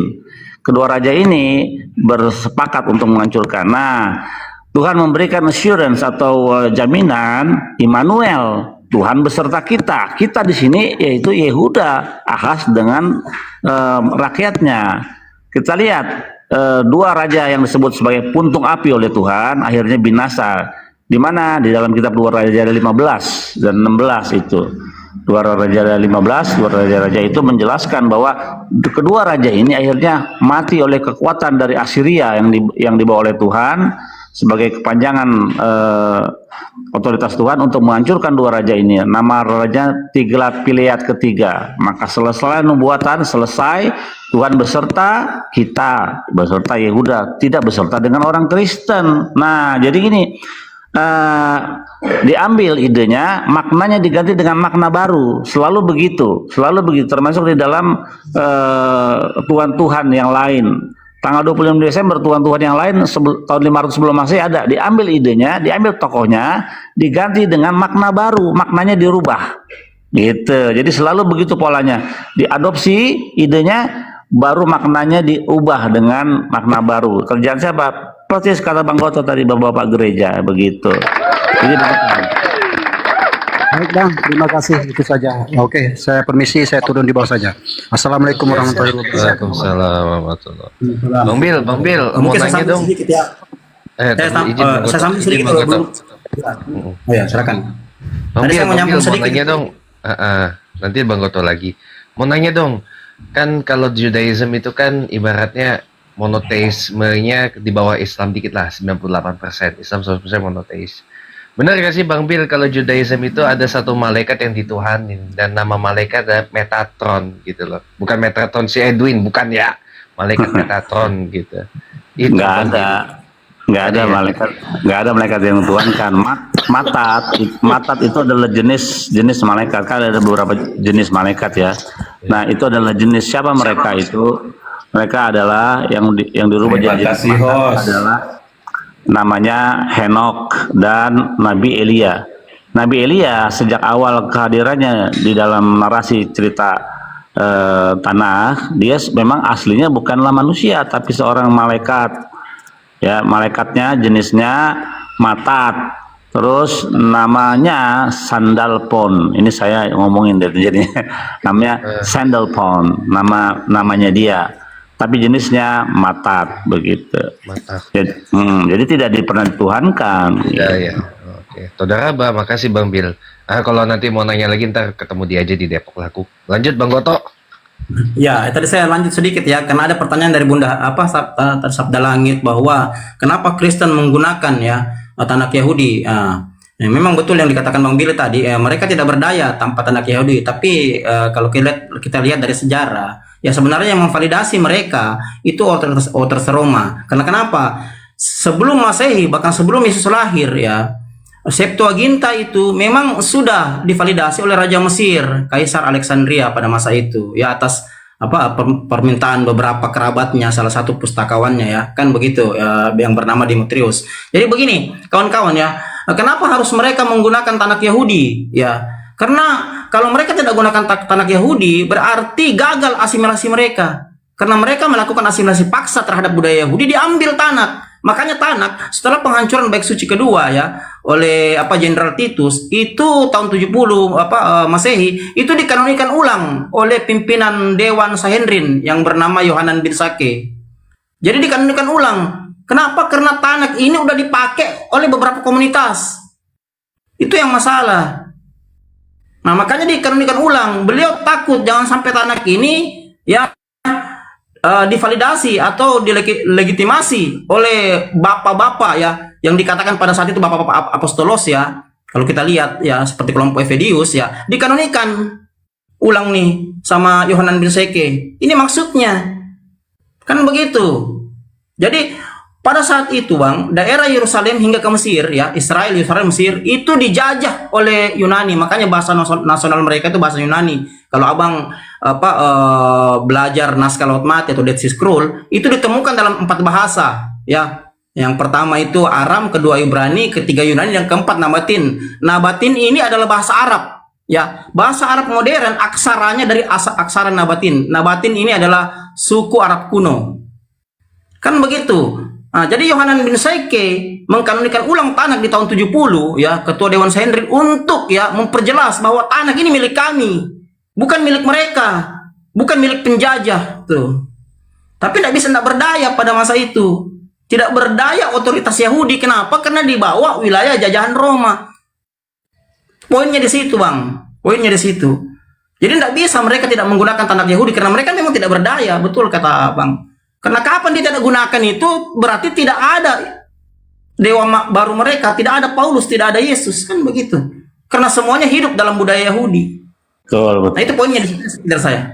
Satu lagi yang secara letter tertulis, keselamatan mereka datang dari bangsa Yahudi. Bukan orang Yahudi. Kalau orang Yahudi satu orang, bangsa Yahudi keselamatannya. Nah, begitu. Jadi bagaimana caranya, ya kan? Ya begitulah. Jadi idenya diambil, diganti dengan makna baru, Immanuel. Maknanya kan beda, tapi diambil mereka, maknanya diganti, disematkan kepada Yesus. Immanuel, Tuhan beserta kita. Semua orang yang beriman kepada Yesus ada Immanuel, Tuhan beserta kita. Padahal nggak ada kitab Yesaya 7 itu Immanuel hubungannya dengan tadi Bang. Gimana Bang? Katakan dimanipulasi. Itu yang saya katakan tadi, dimanipulasi. Iya. Asimilasi paksa, dimanipulasi, diambil baru diganti. Kan begitu. Yang Izin lebih Bang Goto amat ya. lagi, dikit lagi Bang Dian, dikit lagi. Iya, silakan.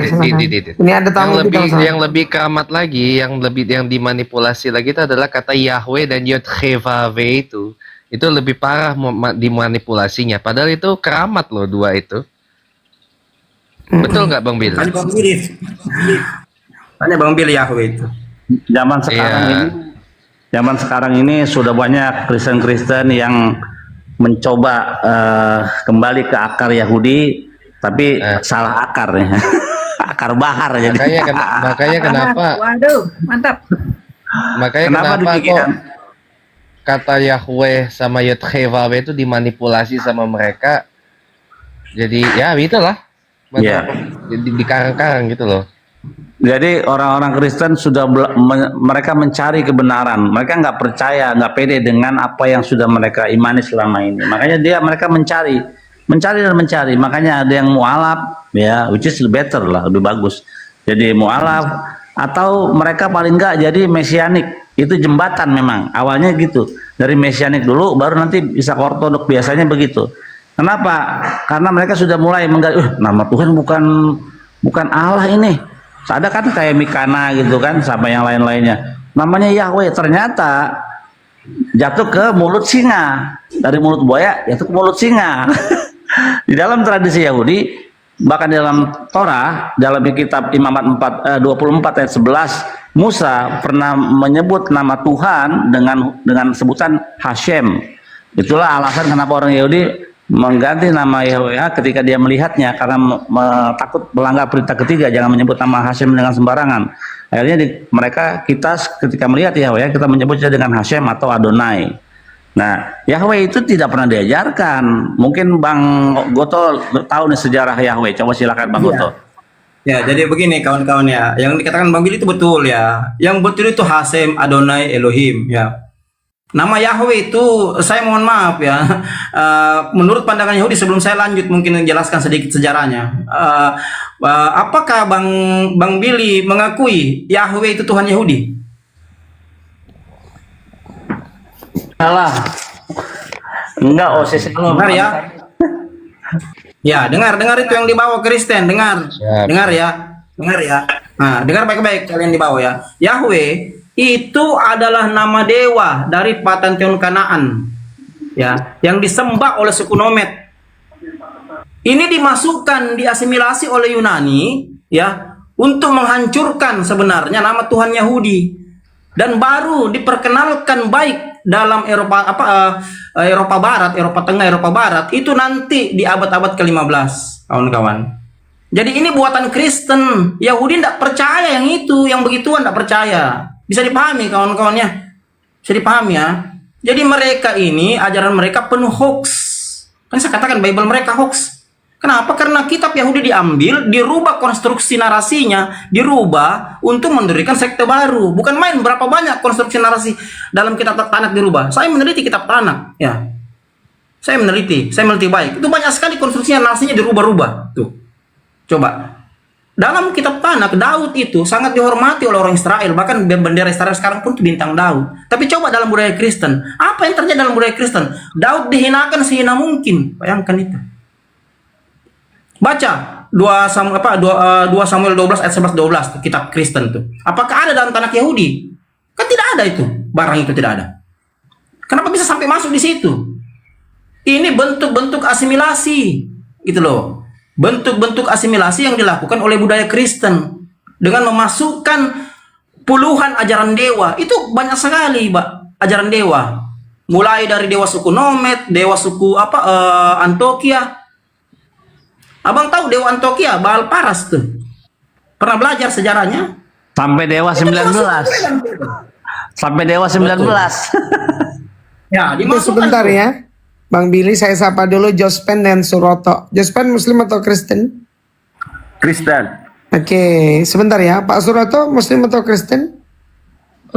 Izin, Assalamualaikum warahmatullahi wabarakatuh. Waalaikumsalam warahmatullahi. Ada yang mau disampaikan, Bang? Karena kita butuh slotnya buat Kristen. Dinamika Islam sudah luar biasa tinggi, melampaui apapun agama di dunia ini. Cuman di Indonesia penegakan hukum-hukumnya harus ke sana. Jadi solusinya ya nanti dulu Bang ya. Lanjut.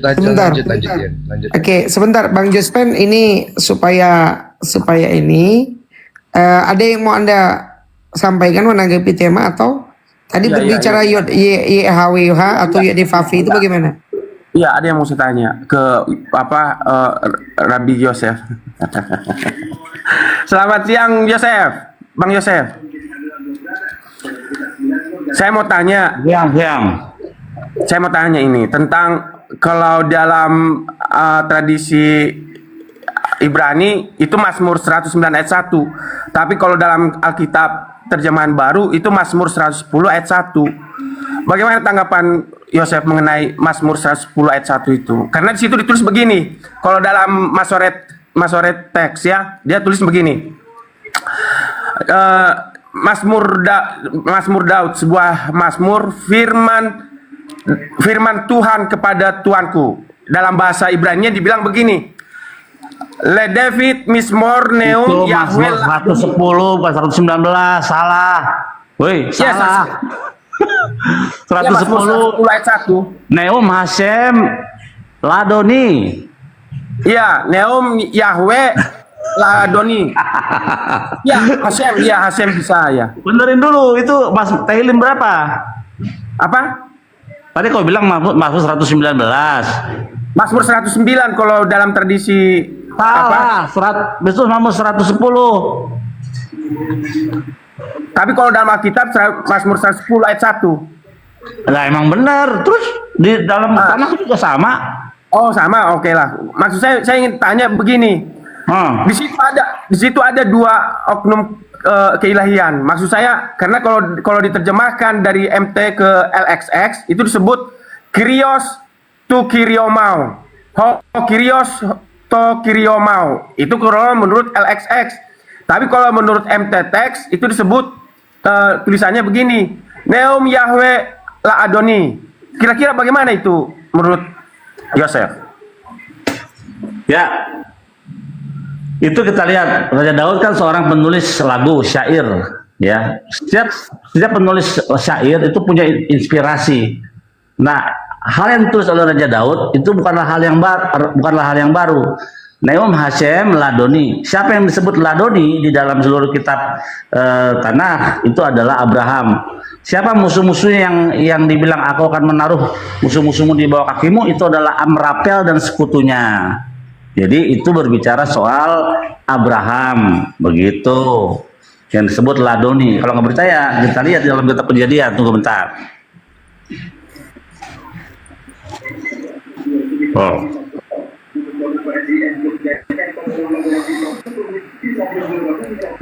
Lanjut dulu. Sudah cocok itu Bang Yosef, sudah cocok itu, sudah cocok.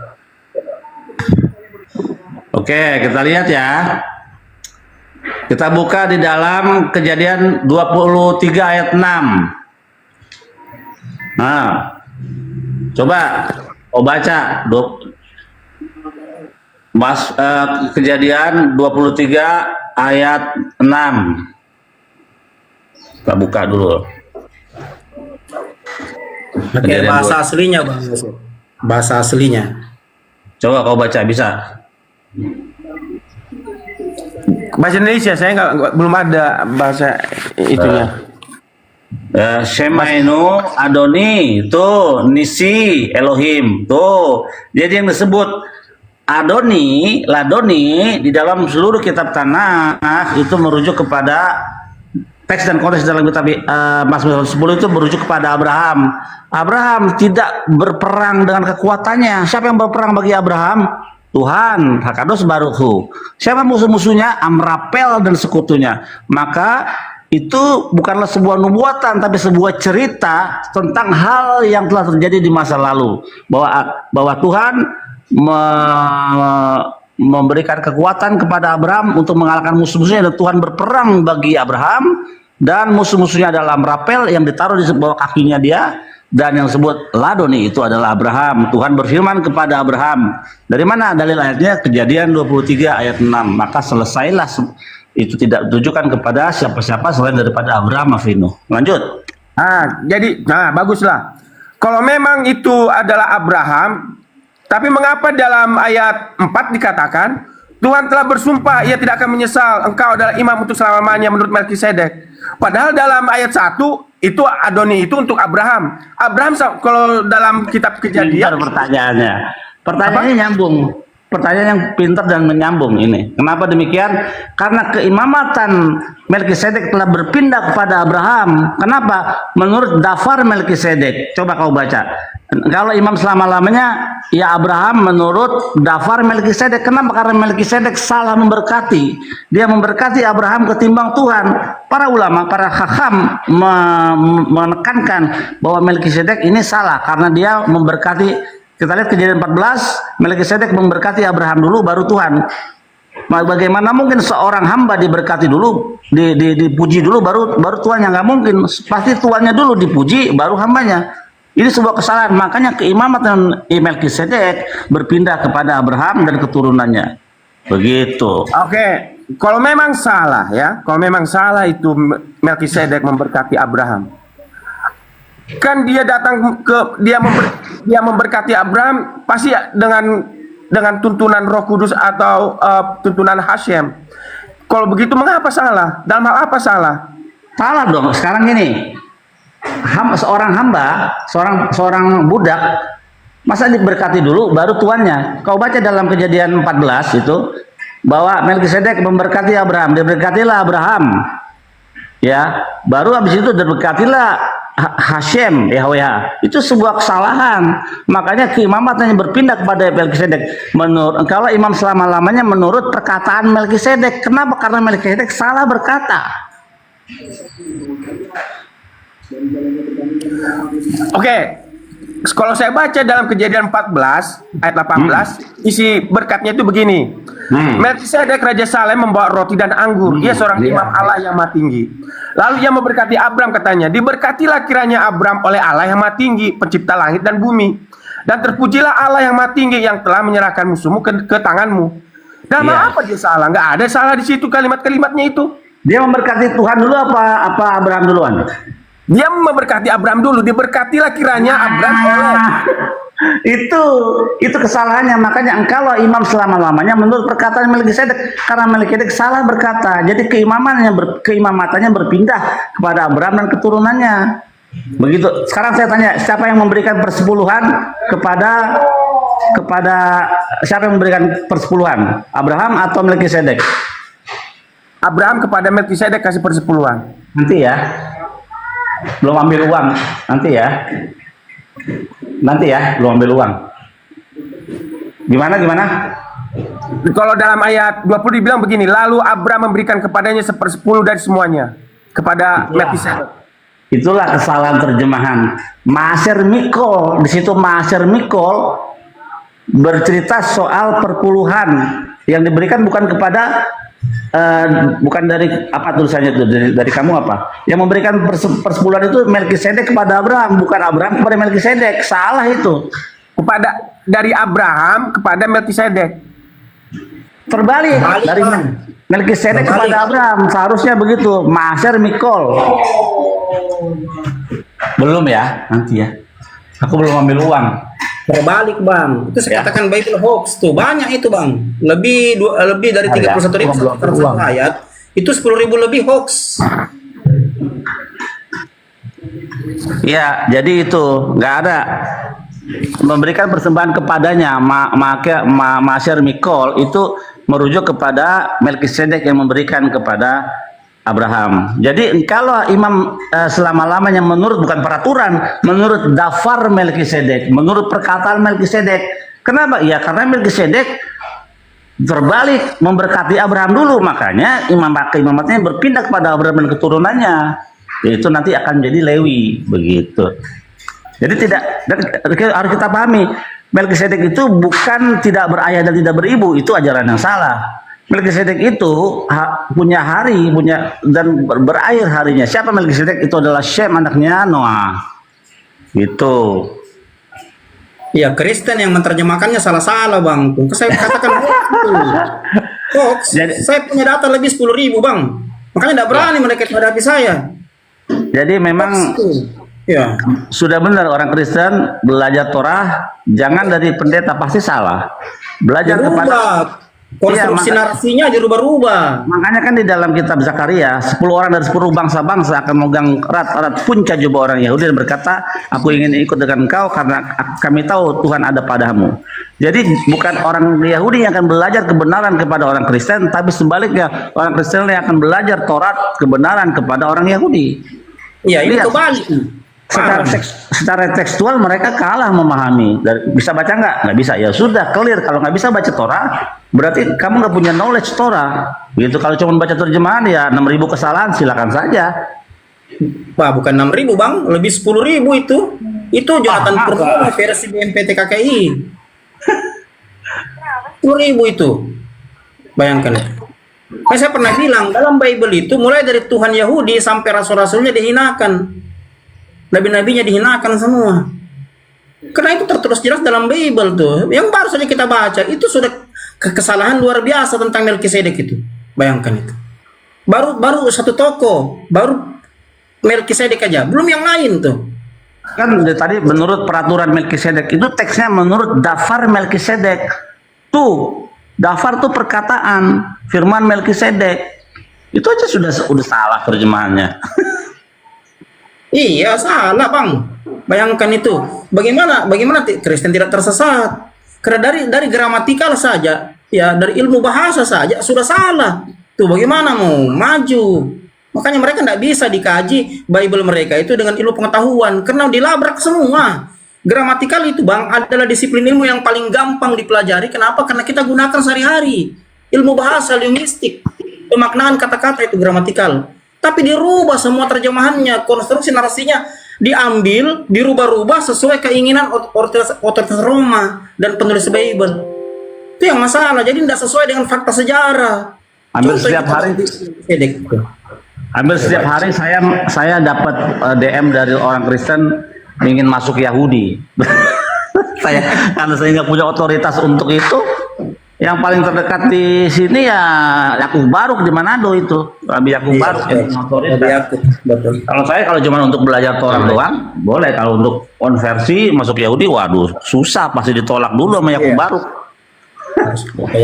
Rabi Yakub ya, Manado, Minahasa. Iya, Tondano, spesifiknya dia di Tondano posisinya. Iya. Tondano. Minahasa. Betul. Tapi Yosef, saya baca barusan di MT Text ya tentang kejadian 14 ayat 20. Di situ ditulis begini. Ayat terakhirnya ya tentang persepuluhan itu. Waiten lo ma'aser mikol. Udah ngomong tadi Ma'aser Mikol, ya kan? Iya. Ma'aser Mikol. Kepadanya siapa di situ? Coba kalau kita baca di dalam alur ceritanya, coba kita lihat. Tunggu ya. Kalau alurnya Waiten lo itu. Coba tunggu kita lihat.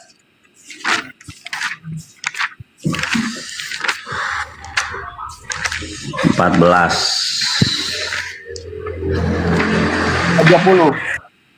Ya. Ayat 20 bang. 14 ayat 20. Jadi kan 14 ayat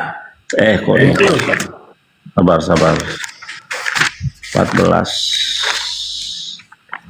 Alur ceritanya begini jadinya. Kan itu pakai kata ganti ya. Nyanya itu ada kata ganti. Nggak ada kata nama-nama, nggak ada di situ ditulis Abraham, tapi nyanya. Nah, nyanya itu yang harus kita lacak ceritanya. Ini ya. Ini kesalahannya Melkisedek ya, ayat 19 ya. Tapi Melkisedek Raja Salem membawa roti dan anggur dan he was a priest of God. The most, dulunya dia adalah, ini nggak pakai bentuk present ya, tapi memakai bentuk past tense.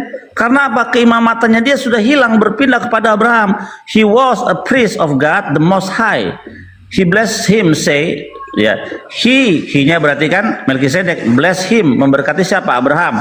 Blessed is Abraham of God. Diberkatilah Abraham oleh Tuhan yang Maha Tinggi, mencipta langit dan bumi. Dan yang kedua, dan diberkatilah Hashem yang Maha Tinggi, ya, yang membawa keselamatan dari musuh-musuhmu. And he gave him, dan dianya siapa ini? Melkisedek memberikan kepadanya 1/10 dari Ma'aser Mikol, dari semua persepuluhan. Jadi yang betul. Iya. Begitu. Jadi bukan selama ini kan teman-teman Kristen meyakini, beriman akan terjemahan bahwa yang memberikan persepuluhan Abraham kepada Melkisedek. Ini salah. Melkisedek kepada Abraham. Terbalik, Bang. Betul. Tidak sesuai budaya Yahudi. Kalau Abraham yang memberikan kepada Melkisedek, itu tidak sesuai budaya Yahudi. Itu dasar hukum dari mana? Coba legal filosofinya dari mana? Sebentar. Dasar hukumnya adalah begini. Dalam keimatan Lewi yang memberikan persepuluhan adalah kaum awam kepada imam besar atau imam lah dulu. Dalam hal ini Melkisedek. Nah, dalam hal Kejadian 14 pun begitu. Karena di situ adalah status sebagai imam besarnya itu adalah Melkisedek, maka Abraham memberikan 1/10 kepada Melkisedek. Itu jawaban saya.